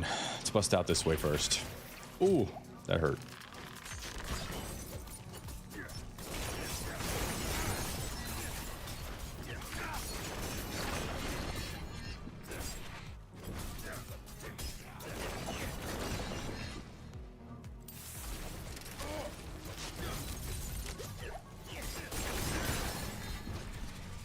Yeah, see, I gotta like wait a little bit, reset, just so everything gets sucked into the trap.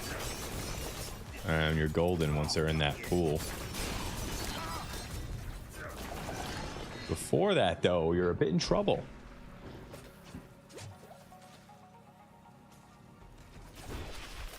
All right, so let's gather them up. Poison imbuement. Boom, everything's dead.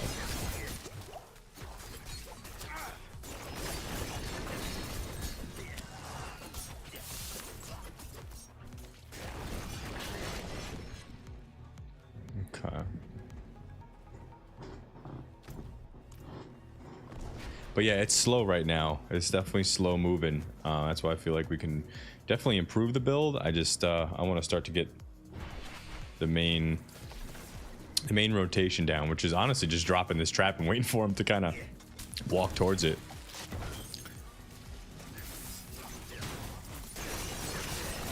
Because you're pretty much safe once they start looking at that trap.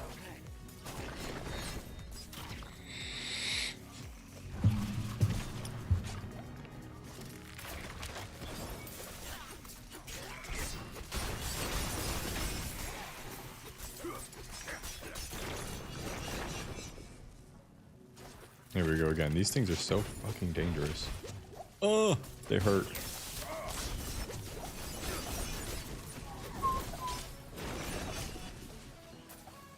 Oh my god. Why do these things hurt so bad? These little fucking flies.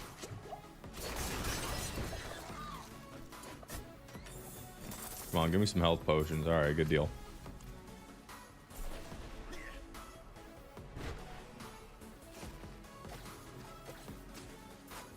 Here's just another fucking group.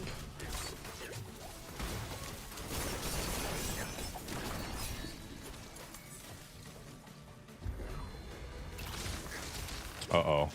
This is a pack.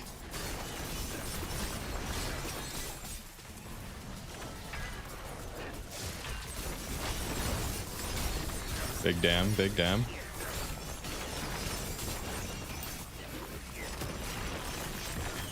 Yeah, see, the damage potential is there. And it'll be a fun build. I feel like the Paragon board can be improved a little bit. The actual legendaries can be min-maxed some, and then my gear, of course. But I'm not too worried about the gear, just because by the time I get this this build put up, I'm gonna be looking for other gear anyways. But we'll obviously be on the lookout for some.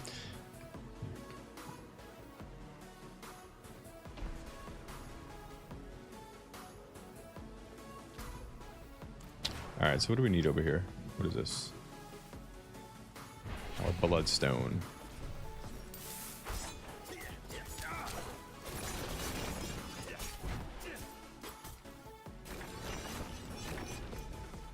Gotta run this shit back.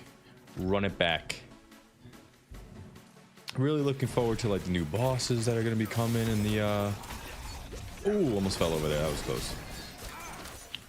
In this patch, like they're taking, hopefully they take good care of this game because it's fun. It's definitely a good time. They just need more at the end. Like where I'm at right now gets really, really stale.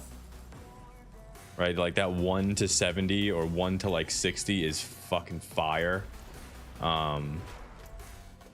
70 to 70 to 80 is okay, and then you have this little bracket here where it just gets pretty shit.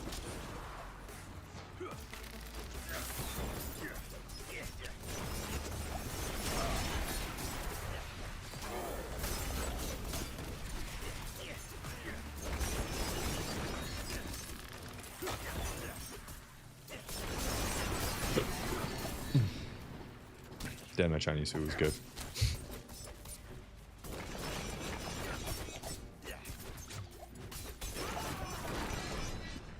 What if everybody's on Discord? Where the people at? Where the people at tonight?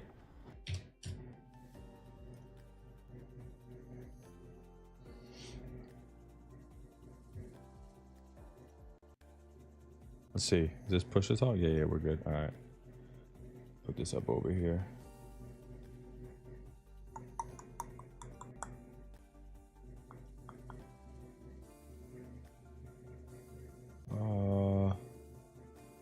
Cool.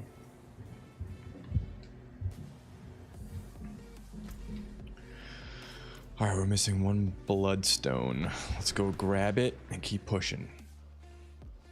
Dude, there's this fly or gnat that's been floating around this room and it's bothering the hell out of me. It's been slapping me in the face all night. I don't know if you guys noticed that. Oh my god, these things hurt so bad.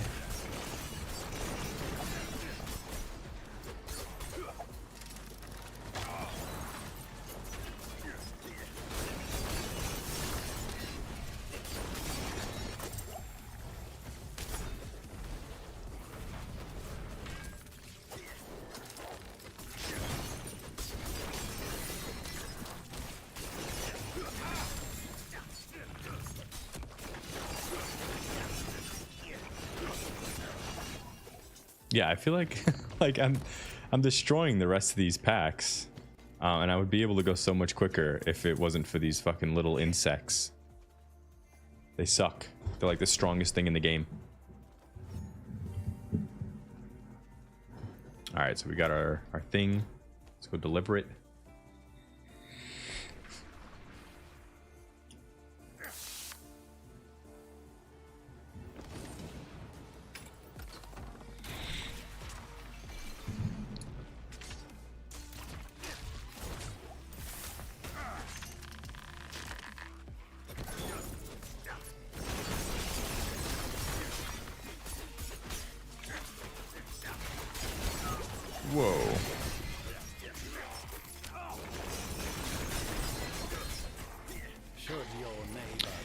And then I was thinking about, there's that legendary that gives a poison imbuement to the puncture ability. I was thinking about throwing that on because that has a chance to proc its own pool of poison. Don't you know? Well, that's a thought. It's a thought. But again, I just literally started this build, so we're gonna try it out for what it is. And I've never used the concealment, so this is really cool. This is really giving us that assassin type of rogue thematic gameplay feel. And I like that. It's good.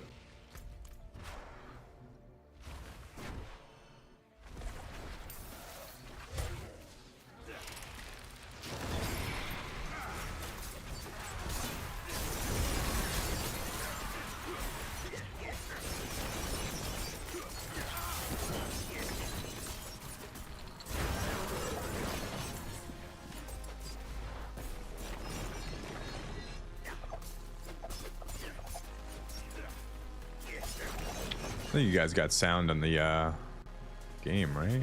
I think you got gameplay, yeah? Yeah, we're good.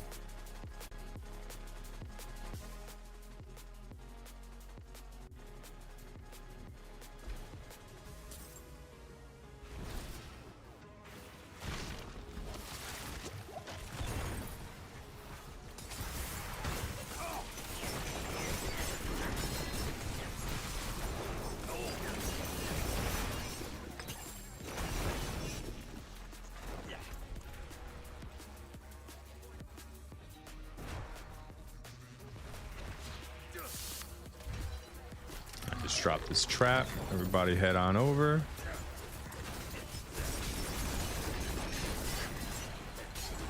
Drop another one.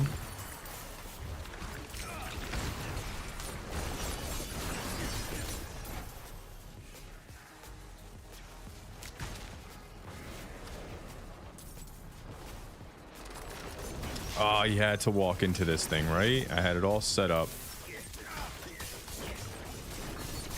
See if I could finish him off really quick. He had to walk into that fucking thing.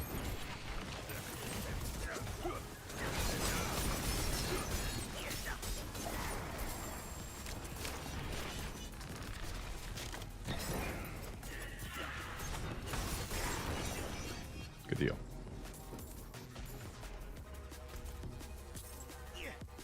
Yeah, I feel as long as like we do dungeons without those flies, we'll be all right. Like we'll be.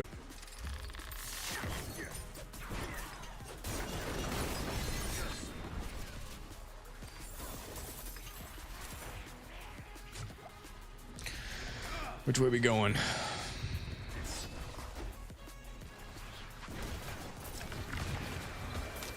It's gonna be a fat pack.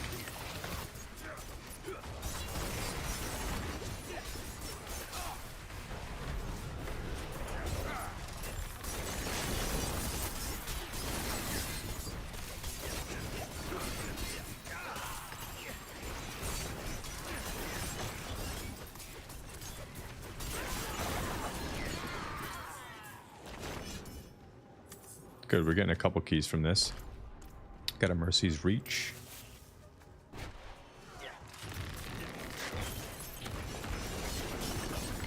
Let's keep him in that poison pool.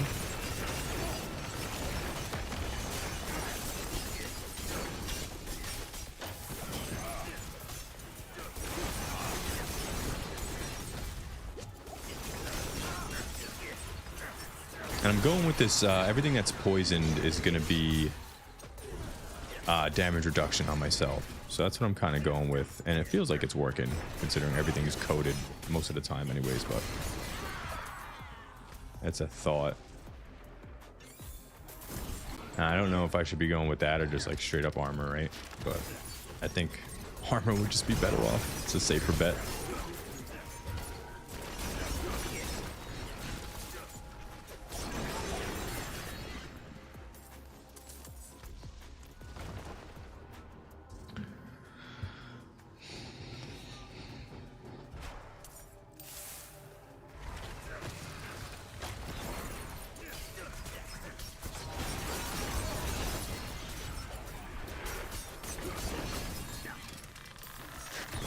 Watch how fast this thing drops while it sits in the pool. Yeah, look at that. It's crazy.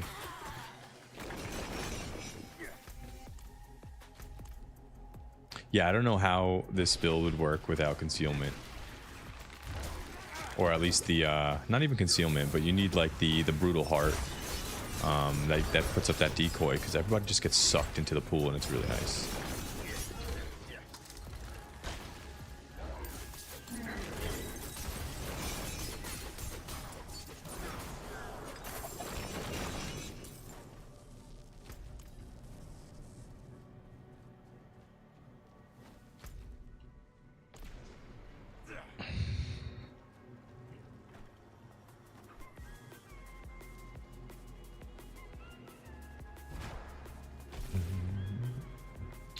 Is it boss time?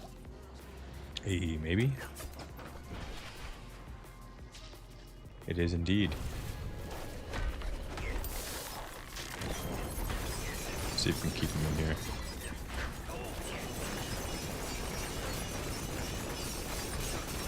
Oh yeah, let's go.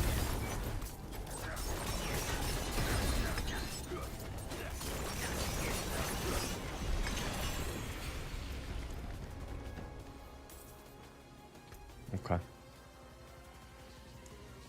I've been leveling up Bane. Poisoning damage effects have 10% chance to deal double the amount of damage over their duration. That'll help.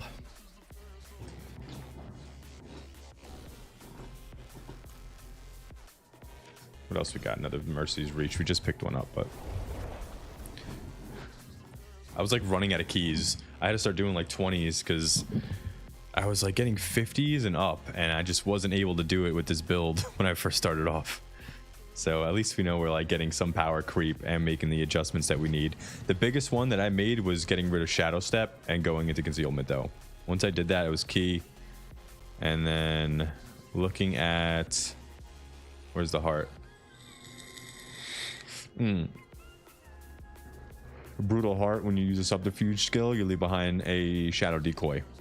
Key if you're trying to use any poison build. That is absolutely helping me in every way. Nothing was standing in the pool. You need armor? I've got the fuck? Do you see that? No, you definitely don't see that. But it is like a gnat, and he's just like lingering. I'm gonna catch his ass. Watch. 7, 8, 9. Cold imbuement. No thanks. Nah. Good price.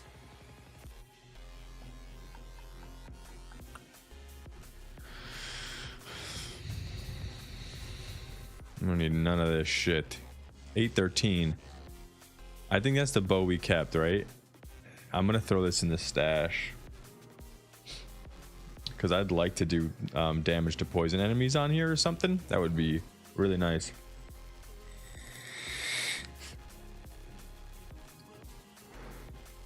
Something other than damage to stun would be great. Look at this. Damage to poison, basic skill we don't need, critical strike damage, and damage to stun. Yeah, so this is like the same one, except not as fucking good. Oh, here we go. This is such a low row, though. Your imbuement skills have a 44% increased potency against vulnerable enemies. See, I don't think I have any of these, so I am going to probably keep it. What's going on here? I should say glitching out or something. Yeah, I'm probably going to keep that. Just because of the legendary. Core skill damage, trap damage. Yeah, we don't need none of this. It's a dagger.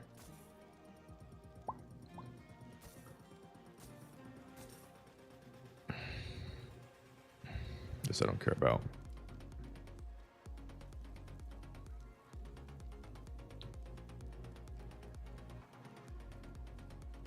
It is a deal. All right. Yeah, I'm gonna put that bow away because that has the potential to be a banger. So this I'm gonna get rid of. These gotta go. This I'll keep. This I'll keep.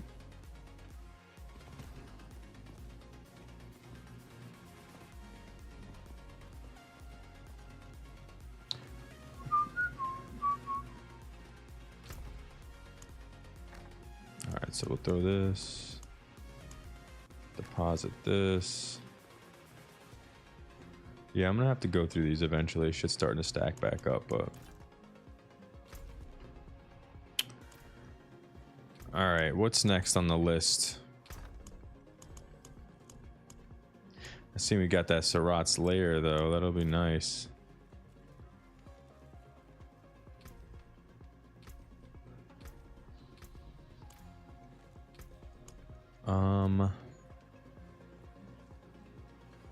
And combo points definitely the way to go with this poison build, but I prefer what's it called? Premeditation. What am I talking about? Inner sight. Still playing WoW over here. Inner sight is just so nice. Like, it gives such a nice burst window. I enjoy it. So that's what I go with, but combo points are going to be the way to go with this build, especially with the twisting blades. So 46.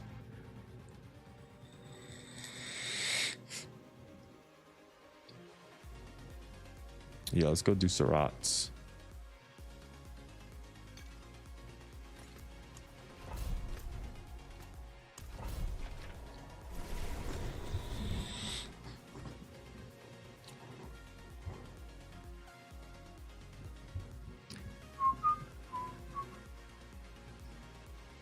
Yeah, it's pretty cool. There's a lot of good games coming out this year, and it's really nice for a change. I would love to look forward to the Call of Duty, the Assassin's Creed, but it's just so many times it's more of the same shit that it's kind of unfortunate. But I don't know, I always try to look on the bright side of things, right? So hopefully they learn from their mistakes. But they just been fucking up, in my opinion. I don't like that shit. Like the last 2 games that they had absolutely were trash. And I got Valhalla and started playing it, and it was good. Got good views on it and everything. I had like a whole bunch of people watching me and hanging, and I just didn't want to. I like streamed it once and was like, all right, I'm good. Like, that was fucking whack, man. It was just so annoying to play after a while. It's the same repetitive shit.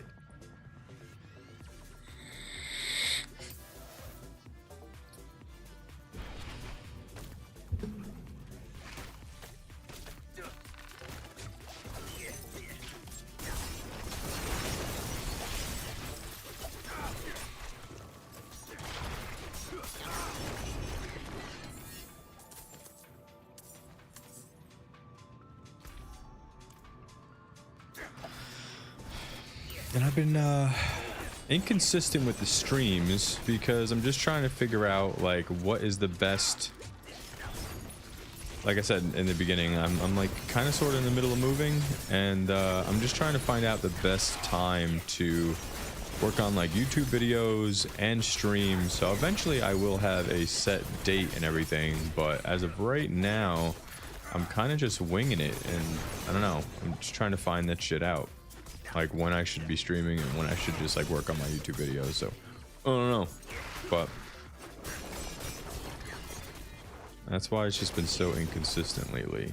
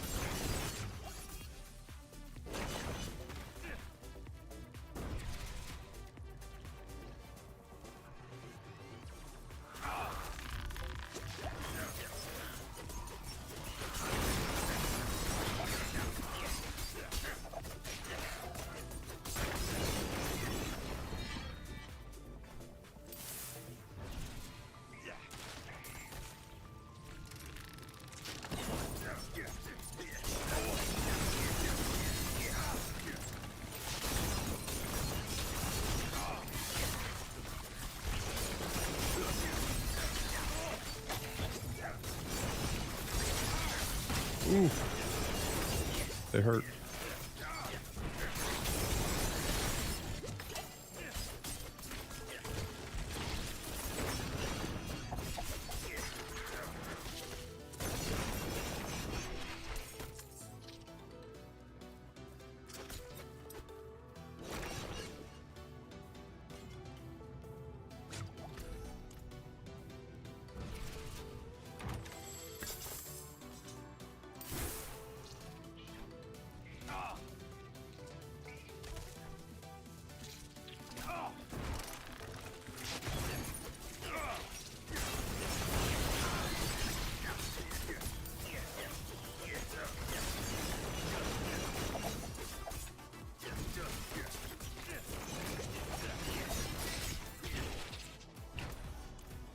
Okay.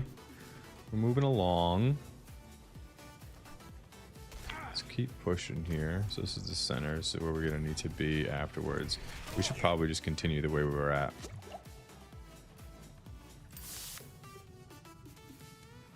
Lathered us up in the poison.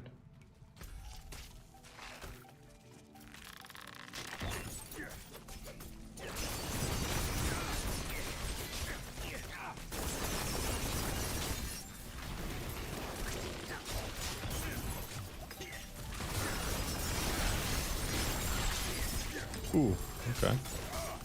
Okay.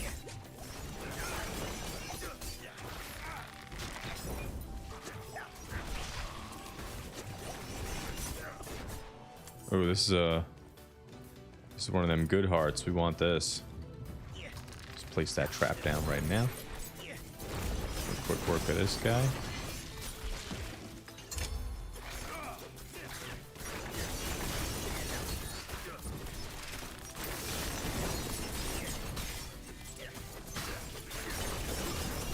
Yeah, I think this is the one we wanted, right? Yeah, it was. Good. Few and far between. Which one is this? This is it. We got a barber. Yep. This is good. So I may actually swap this out. Critical strike. Absorbed. Yeah, the one I'm rocking right now is the one that's increasing the damage over time, so like more for the bosses, but the bosses are kind of dropping relatively quick as is. We may just go with the barber. I may switch that out because the actual dungeon run would be much quicker.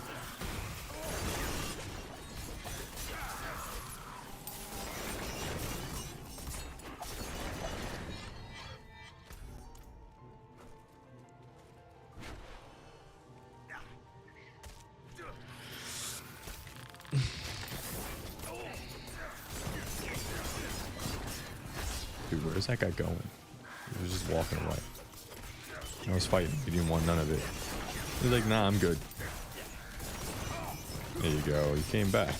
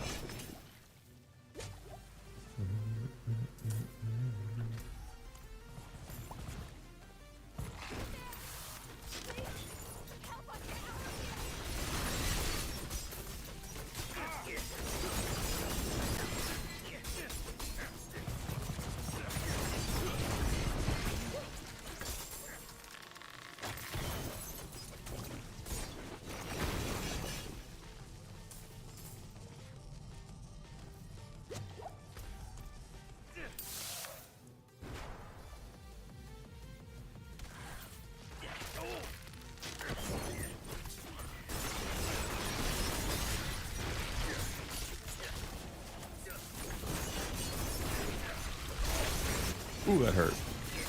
Gotta watch some explosive boys.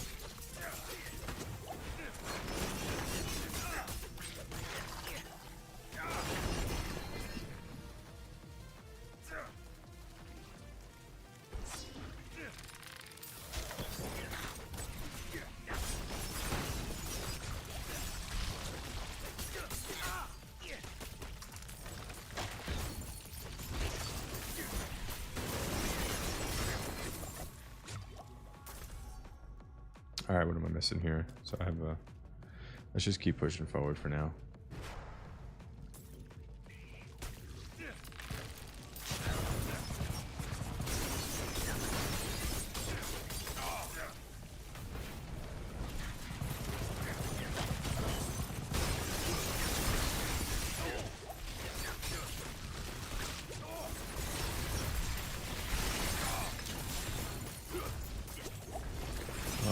Falling over.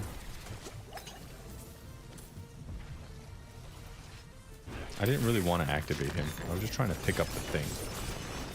That works, I guess.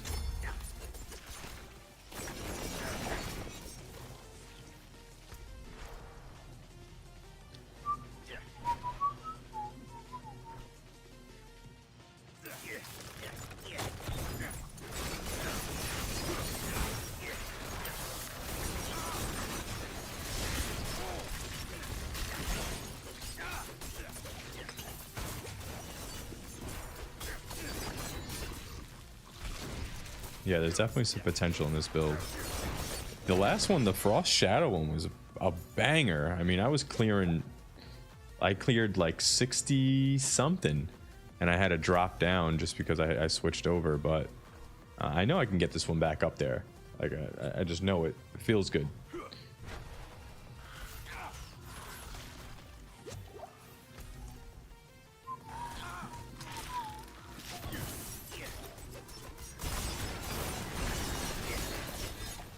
Because everyone gets really attracted to that poison pool. I dip out, and they just stand there. It's perfect. I was struggle busting without that though, without that shadow decoy. Ooh wee.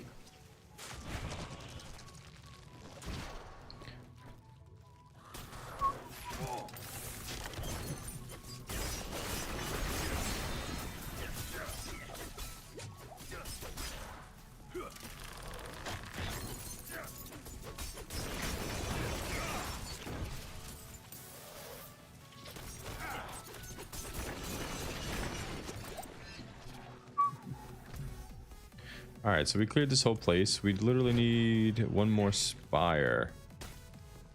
It's got to be in the one place we haven't been, right? We missed it.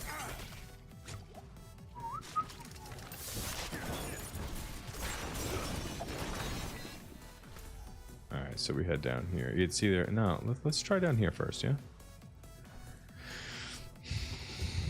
There's only 2 spots left. This fucking place is a goddamn maze.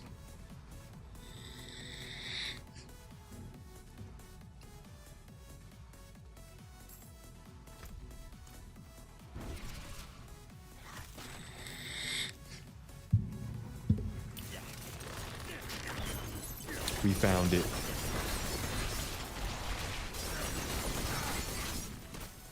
All right, ready? Let's drop the trap. Everything heads over. And boom.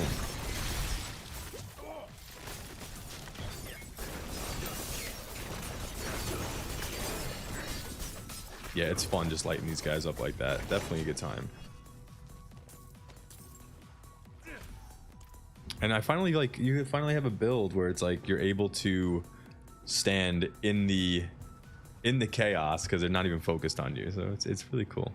I wonder how you'd be able to do this the poison build without that specific part though. That would kind of be tough.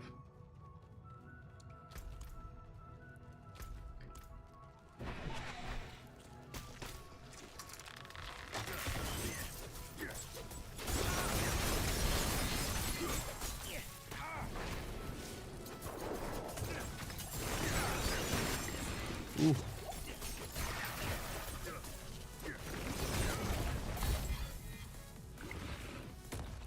That was an event. Okay.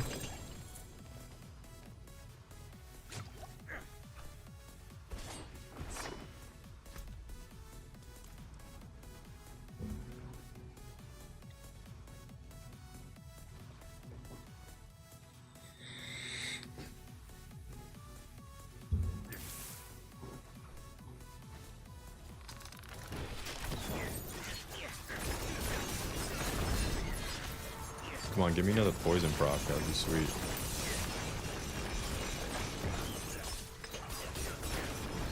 I haven't been getting too lucky with the poison proc, but that extra pool. But even without it, it just demolishes. It's so good. There's going to be some nice potential here.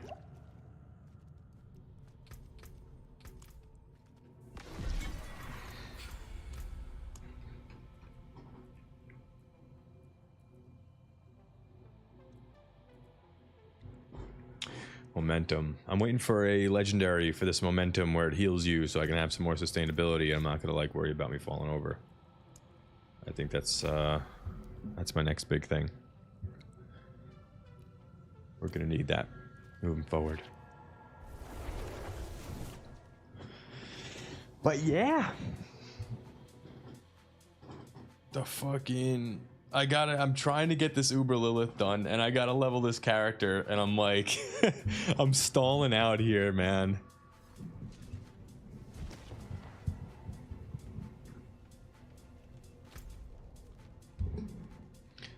What do we got going on? Any events? Anything to change it up a little bit? Move this over here.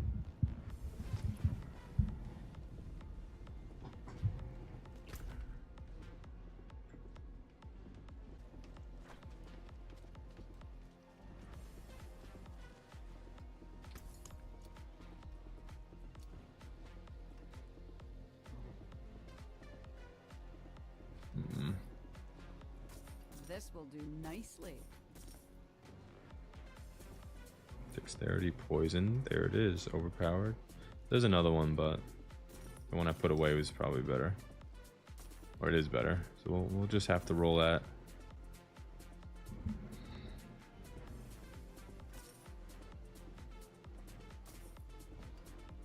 803, critical strike. Nah, we need that twist and blades. We need a couple ranks into that to keep a glove. Give me that momentum. Legendary. See, I wanted to mess with this too. Poison trap no longer breaks stealth and triggers no cooldown or arm time with your poison trap. I'd like to try that out. What you got? See, like, what the hell? Shadow clones. And you know what? Like, this is what I like to. I love to do this because even with shadow clones, see, there's a couple of things I'd like to try still to see if we can increase. Because if we do shadow clones, they're gonna copy. They mimic your imbuement skills. So that's going to amplify the poison damage even further because you're just going to get more poison applications. Damaging a chilled frozen enemy. Shadow view. No, this ain't shit. I don't need that. Well struck.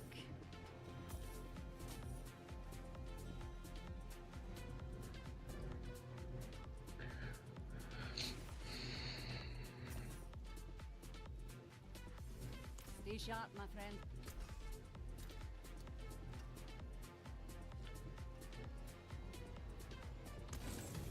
This I'm gonna keep though.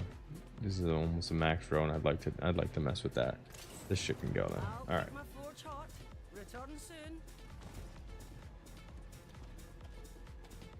Let's go dump that stuff off at the stash, and then back to it. Here we go. So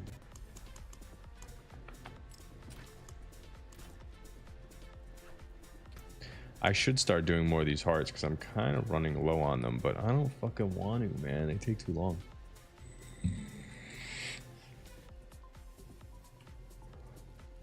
Really? I have 3 Mercies region now. I have a Bastion of Faith, but I don't want to do that one because that's the one with all the flies and shit. So let's see if we can re-roll a couple of these. I think that would be nice.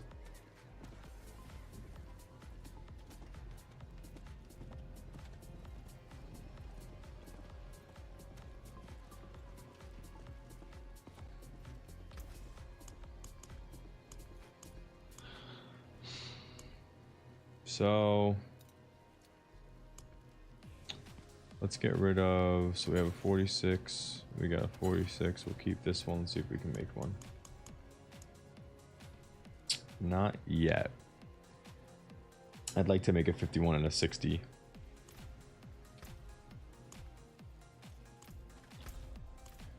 Fuck, man. I guess we're going back to Mercy's Reach. Oh. Well, actually, we did the Betrayal before, right? So that's the one with the flies.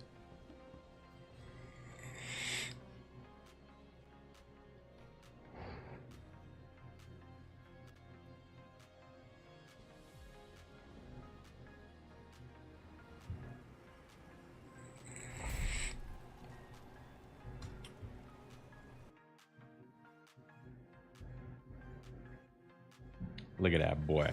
Badass with the poison.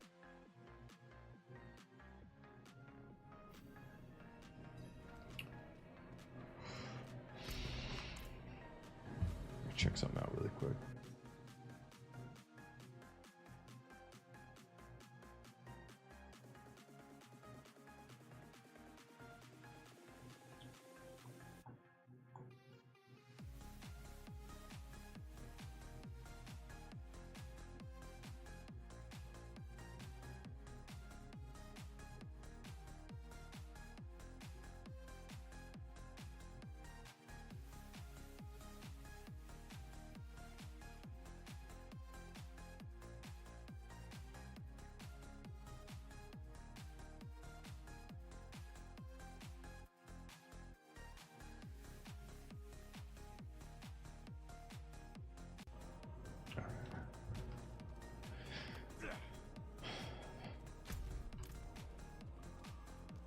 So yeah, I'm gonna give a little bit more time to this one.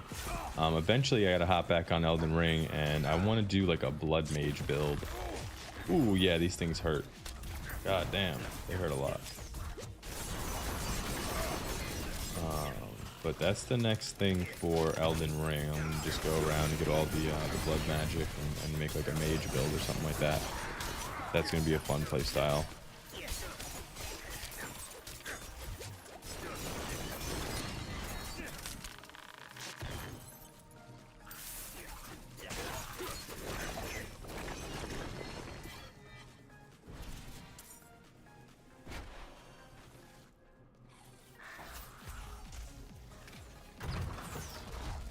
Oh my god. That's unfortunate. Fuck.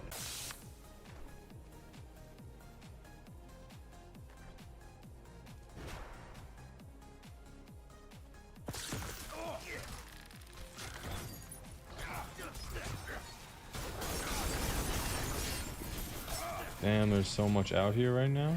Oh my god. Where'd all this shit come from?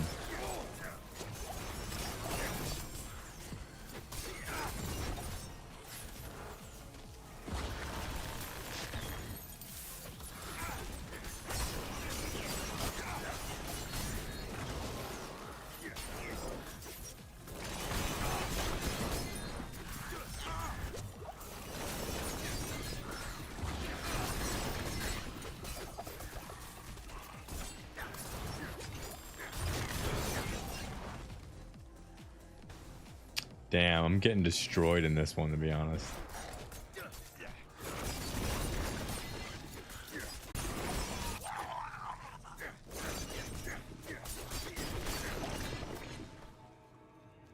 There was just so much.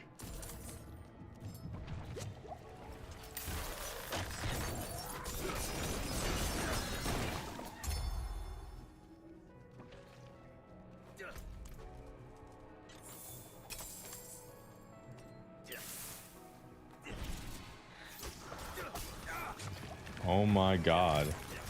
The little quill things. They suck. They hurt as bad as the flies.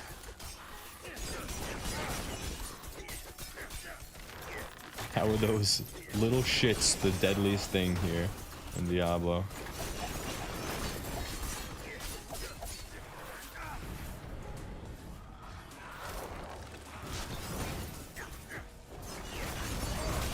Oh my god.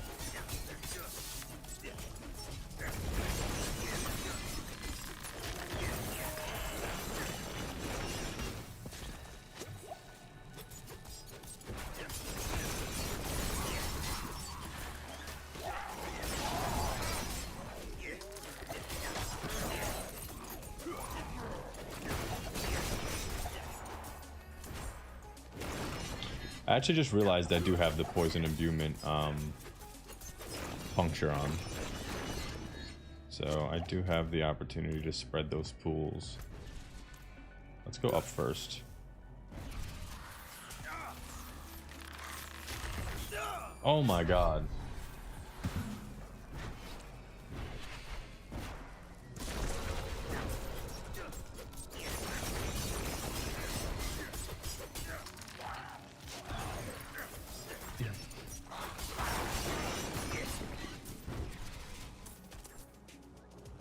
Every time with these quill boys, they're like no joke.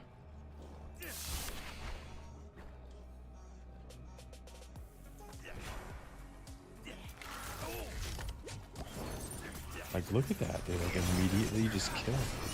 It's absolutely insane.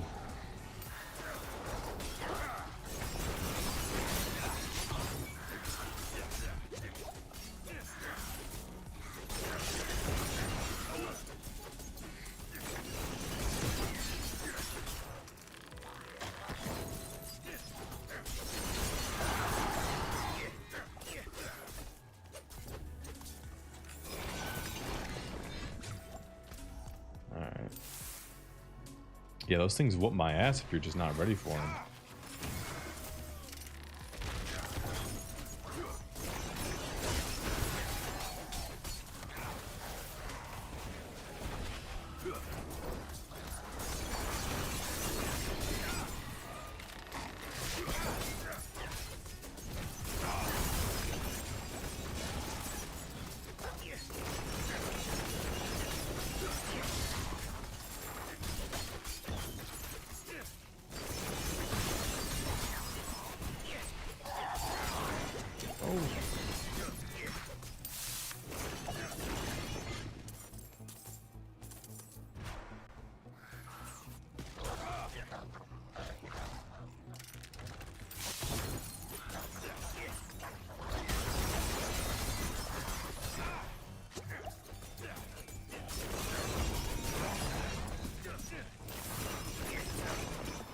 Like, they'll just get you by accident, you know? Like, if you could just round everything up, you're good, but these things will just snipe you with their fucking long-range quills.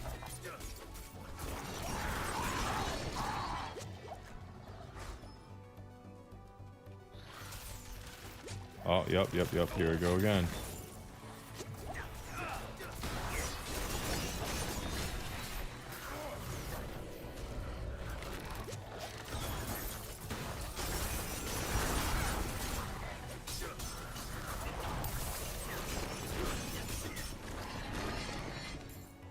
Alright, which way are we going? Let's go straight. Straight up.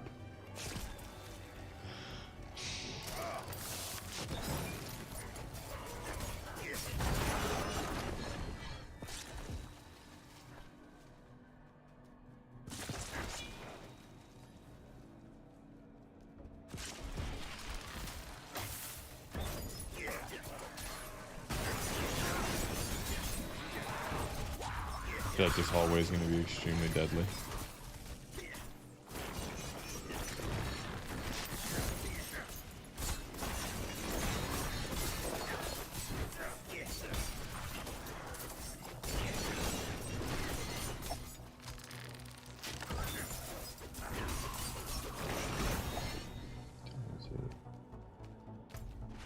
Alright. Let's just wait for this cooldown to come off. I really feel like we're gonna get busted up here.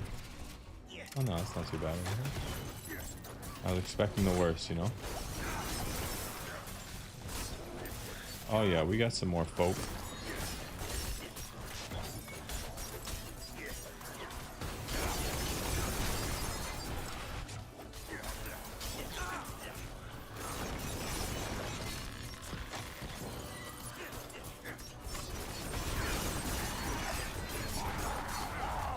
Ooh. That was a closey.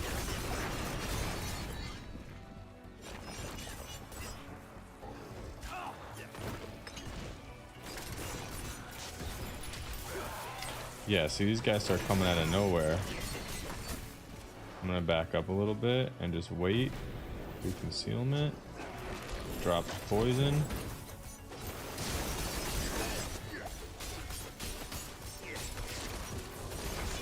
It back over here, and we're gonna do it again. Drop this. Drop this. As long as I can keep him in that pool, shit just starts falling over, but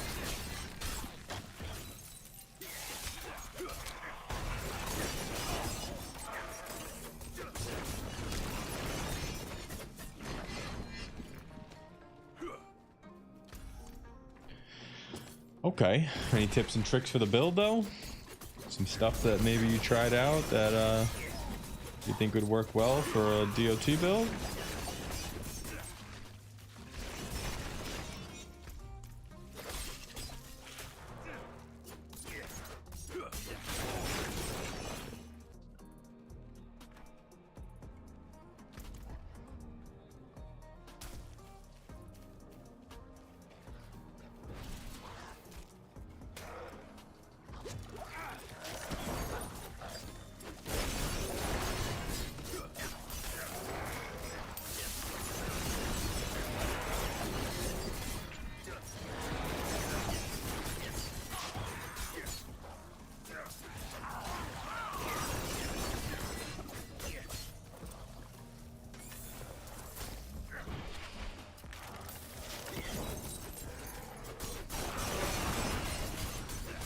Yeah, the enemies just are melting.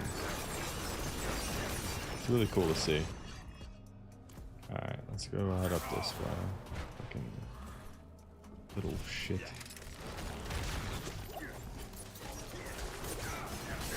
Oh, this might be some trouble. We might be in some trouble here.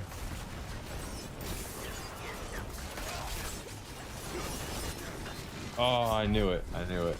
I was like, this is just too much.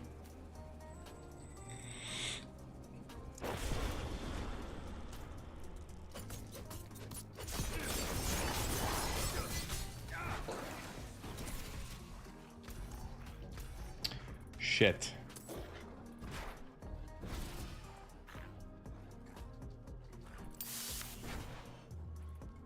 Should have probably ran out of that room. That would have been a better play.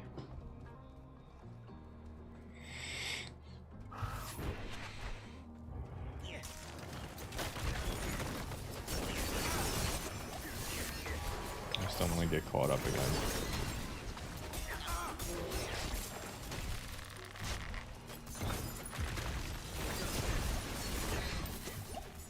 Like I'm doing right now. Alright, there we go. We're dropping one at a time. Let's let these little shits blow up. Come back.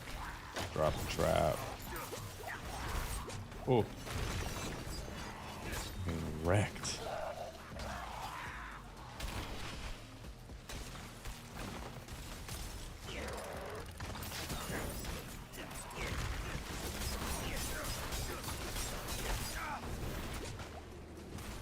Damn, I'm getting like obliterated right now. Nothing's dying. Okay. Oh.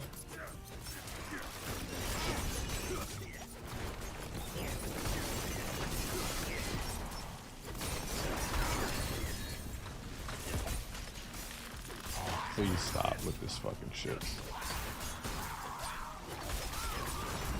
We're almost out of the hellstorm here.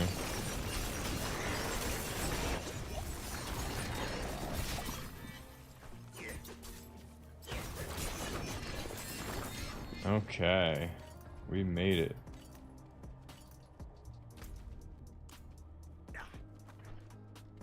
We dragged them boys far.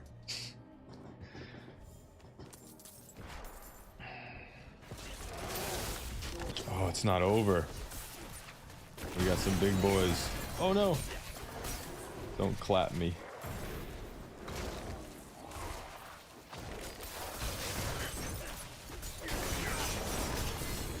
Ooh.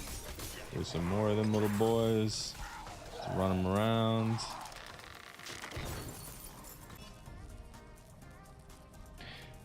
All right, we got through it. At least half of it. Hopefully, we don't have too much left because I have 2 reses left. 1 res, right? Oh man.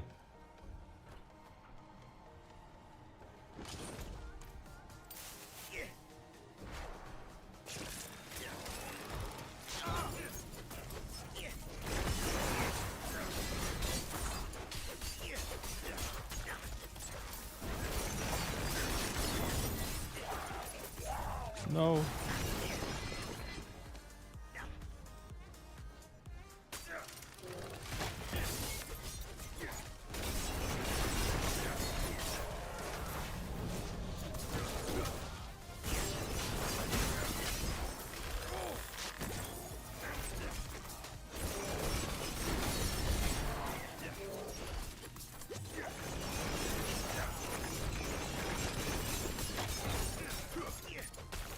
Alright, this guy's got to drop.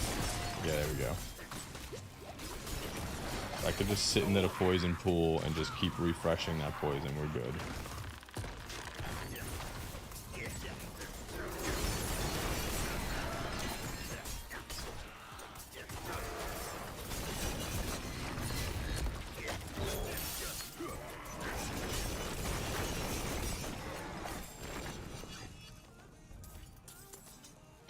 And also, this is what I'm talking about, like mid-maxing a little bit more. Like the twisting blade aspect is actually on my one-hander, which is not ideal. Like I just swapped the thing out, so it should be on my bow. This is gonna be a bitch. This might be death. This might be death, folks. Let's see if I can just take him out. You know, one at a time, people.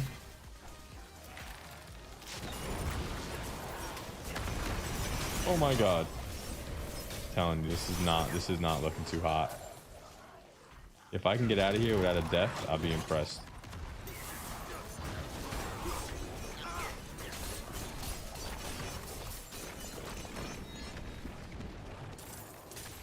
I do doubt it though. I'm gonna drop that there.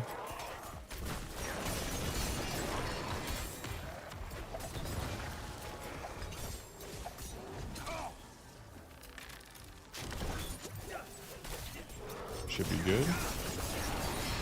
Yeah.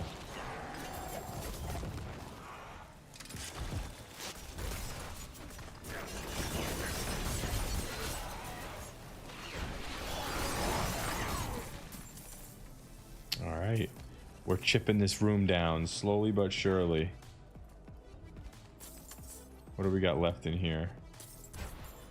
One guy? All right.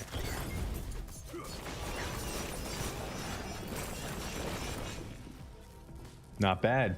We did good. We did good.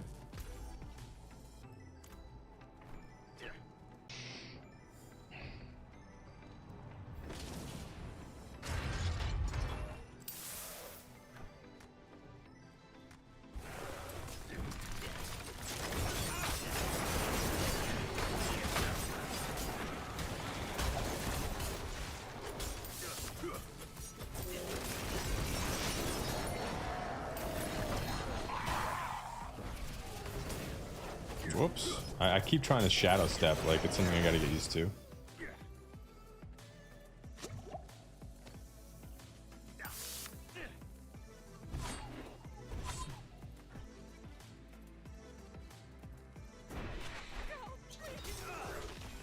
Okay.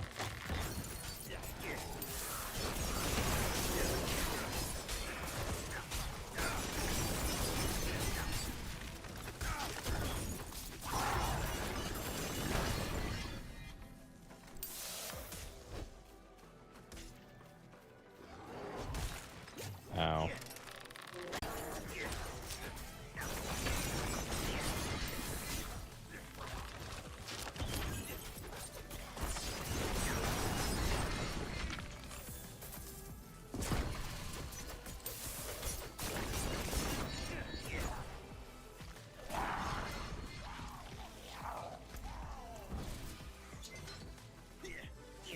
Oh, this is gonna be a heavy room, right?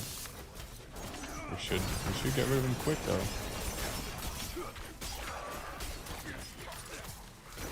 Oh, we got a little corpse bow.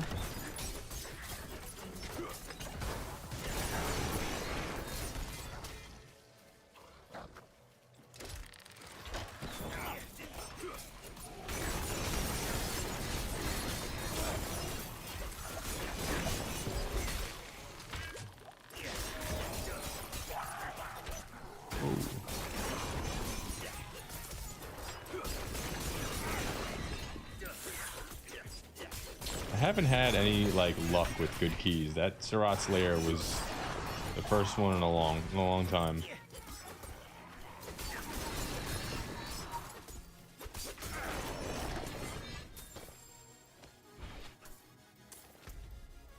All right, what do we need? What do we need? I think we're done, right? We could just head to the boss. I think we're good.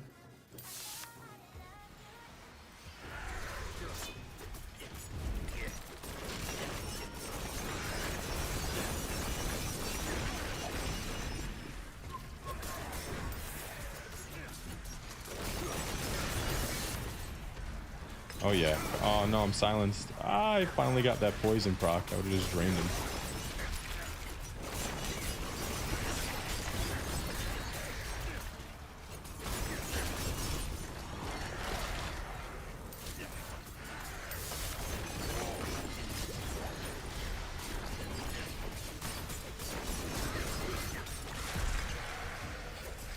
All right.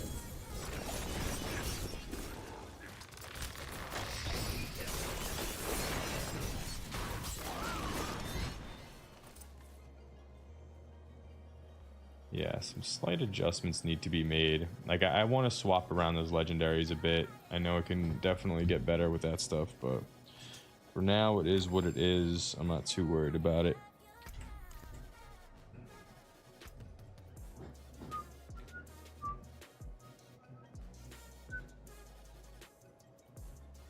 I was looking to see if I picked up a sacred piece by accident. Maybe I could drop it to pick that up. Hey, look at that.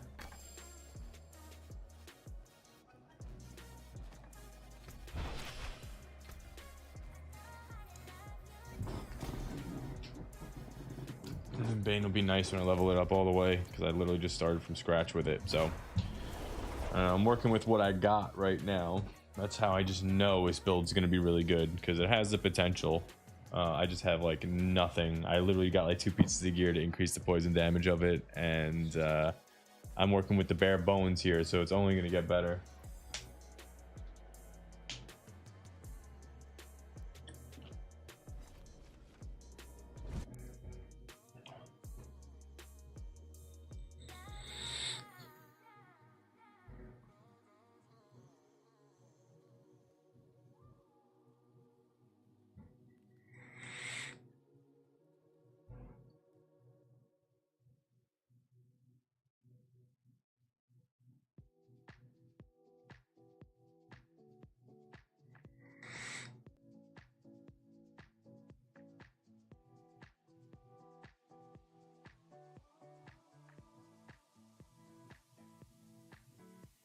Starfield is official. New endgame updates, legendaries. How long is this? 20 minutes.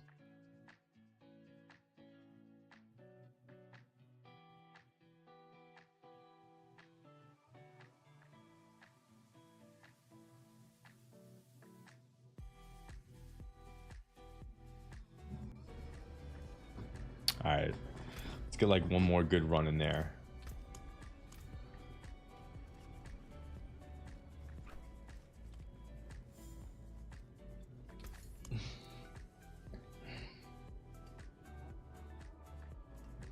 Anything else?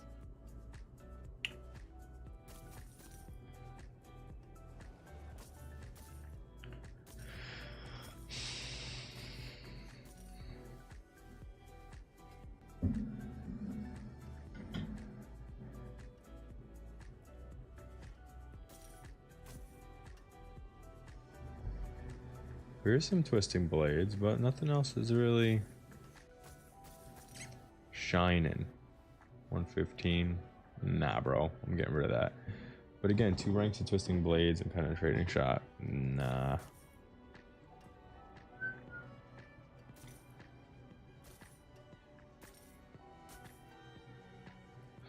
And I'm really thinking about putting on the frost boots again.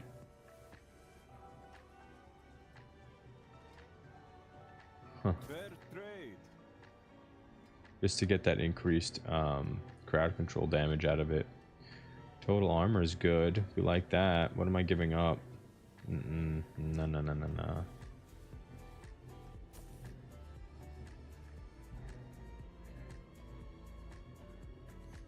2% is good.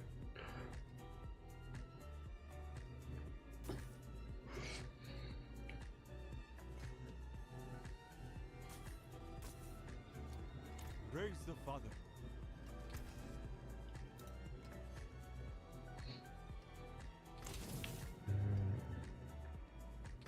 Yeah, all this shit can go. Oh, here you go. Direct damage to a vulnerable. No, I don't need that.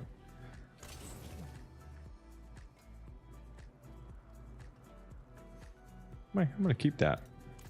Always into defensives, right? And you know what I just noticed? I noticed I've been rocking the Shadow Step one still. So I can actually, I wonder if I have something on deck really quick. No, I don't have any. Let's just go stop at the stash really quick. I'm using the Shadow Step one because I was using it for such a long time, and 2 ranks of Shadow Step is really good, but I'm not using it at all. So it ain't that good anymore. What do we got? Critical strikes grant 11 movement speed for 1 second. Increased movement speed when you're chilled. Yeah, we're gonna snag this and just put that on. It's gonna be way better than what we got, considering I'm not even using fucking Shadow Step. I told you, I literally just swapped. I got like nothing set up here. This is as bad as this build is gonna get, and that's not all that bad, in my opinion.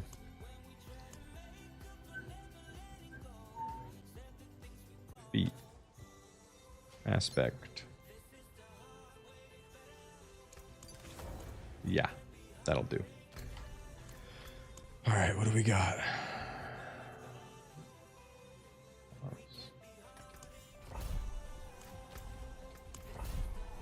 All right, hopefully this one's not too much of a pain in the ass.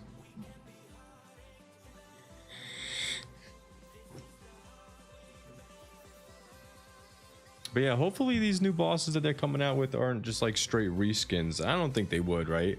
I mean, I don't know, but I'm praying that they know better not to just like send some fucking, like, here's an Uber Lilith again, just in blue. I really don't think that they would do that. And by the way they were talking about it, I don't think that's the case at all.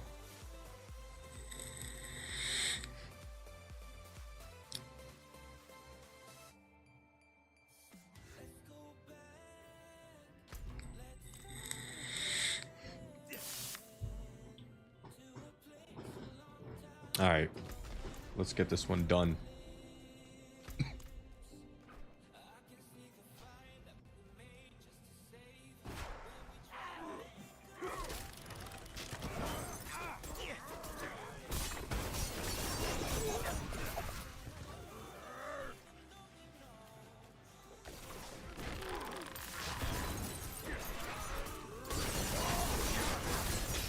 Yeah, see, there's some nice damage coming out of this thing. I'm liking it. I'm liking it a lot.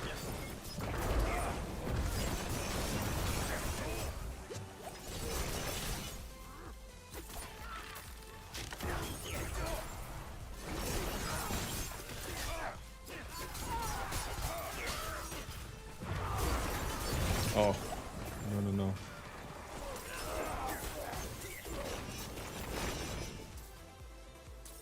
The fuck is this guy doing? He's just hanging out. We'll take it.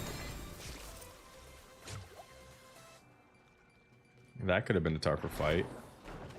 All right, let's gather these boys up.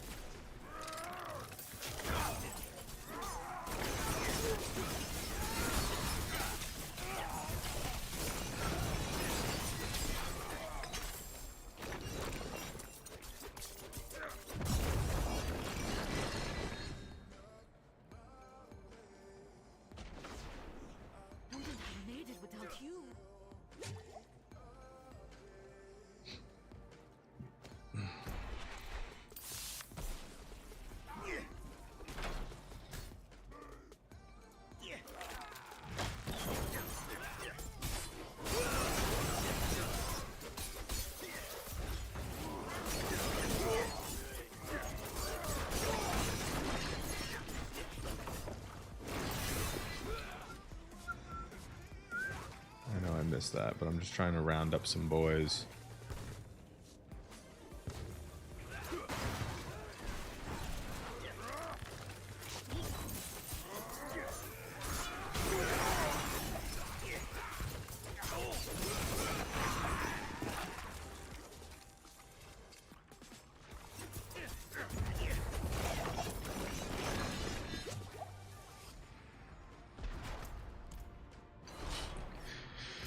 Free the prisoners. Let's go down this mid hallway.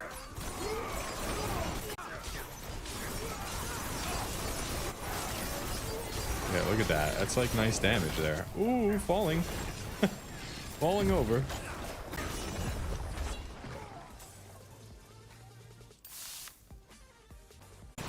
Oh, I didn't see that coming.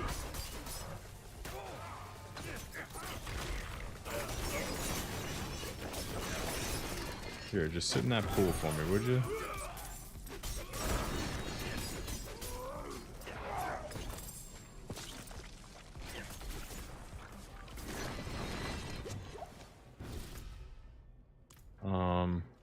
Let's go over here first.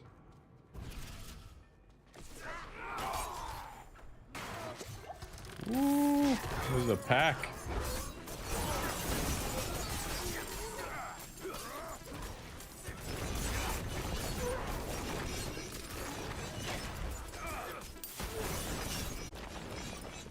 I just picked up 2 sacred items. I love that.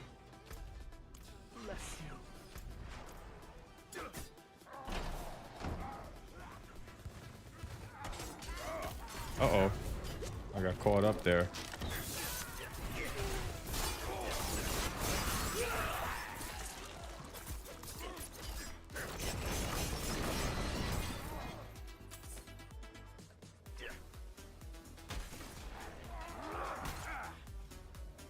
What else we got? Where are we?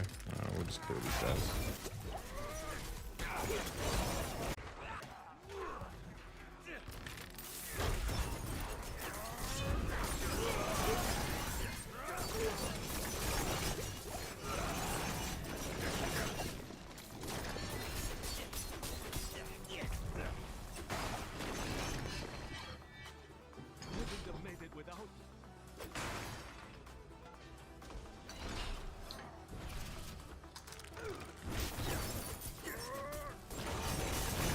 Yeah, see, look at that. It's so satisfying. Like, just dropping all these pools of poison. It just feels so good. I love it. Really gonna enjoy this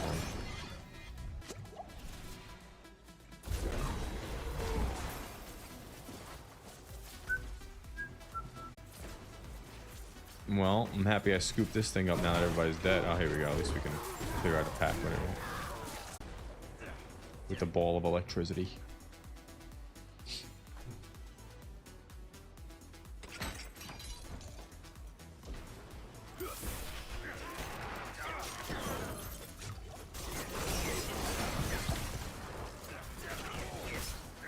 I'm gonna back off. I'm gonna place the trap. Boys.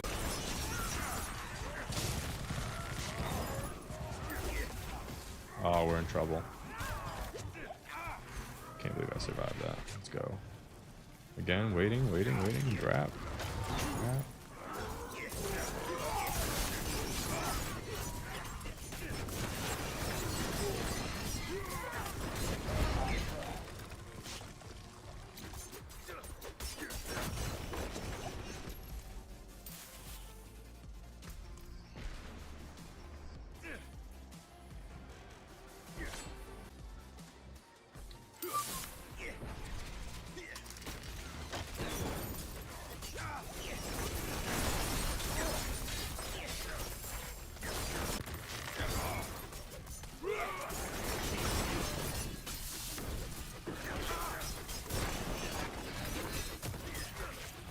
And each time those twisting blades hit too while they're imbued, it gives extra procs to that poison.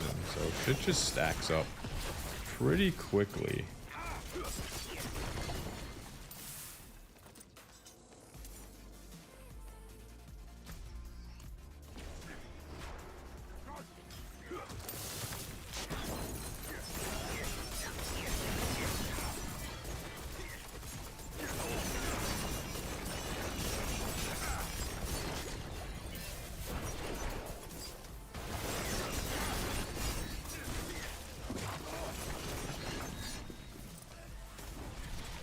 Got 2 seconds, so we drop the trap.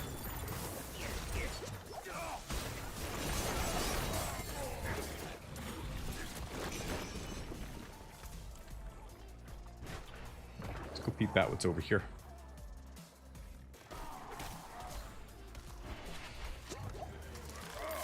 Oh yeah, we got some activity.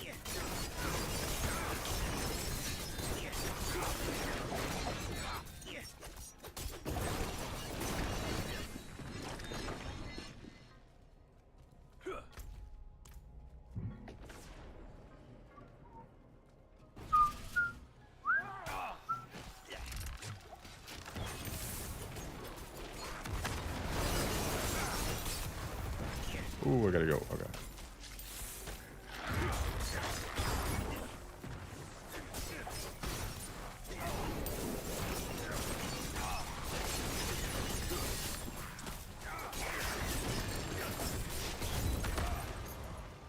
Oh. Got hit by the CC. Alright.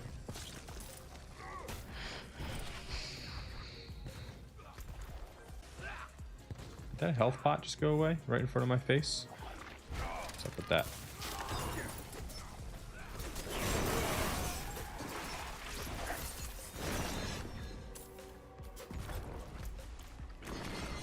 So, this was a dead end.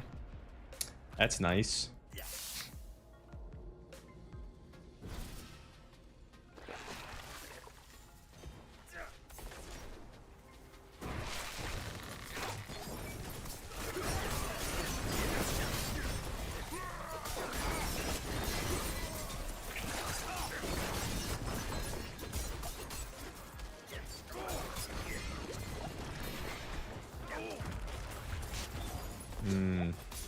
is fucking destroying me. I gotta wait for the trap.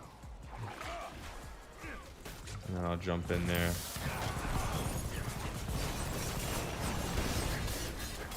Come on, come on. Good.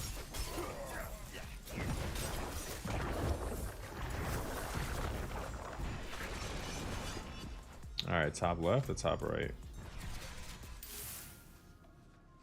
Hopefully this is the right way.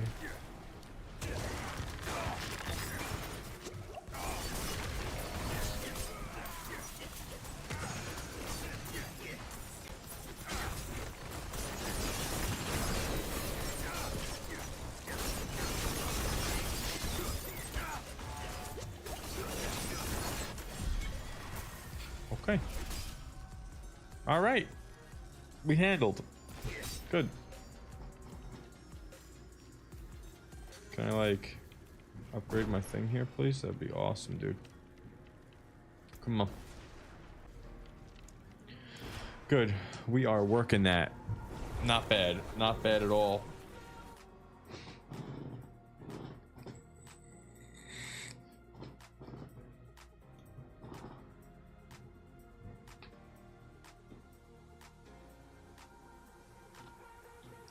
But yeah, ladies and gentlemen, I'm going to call it there. I appreciate all you guys hanging out. It's always awesome to have you. I'm going to try to get on a more consistent basis as we move forward, but now I'm slow with that stuff, so I got to figure out what we're doing here. But either way, I appreciate having you. Anybody that stops by later on, just checking out the video, like, subscribe, and all that good stuff. And I'll talk to you all later. Have a wonderful, wonderful night. Take it easy, guys.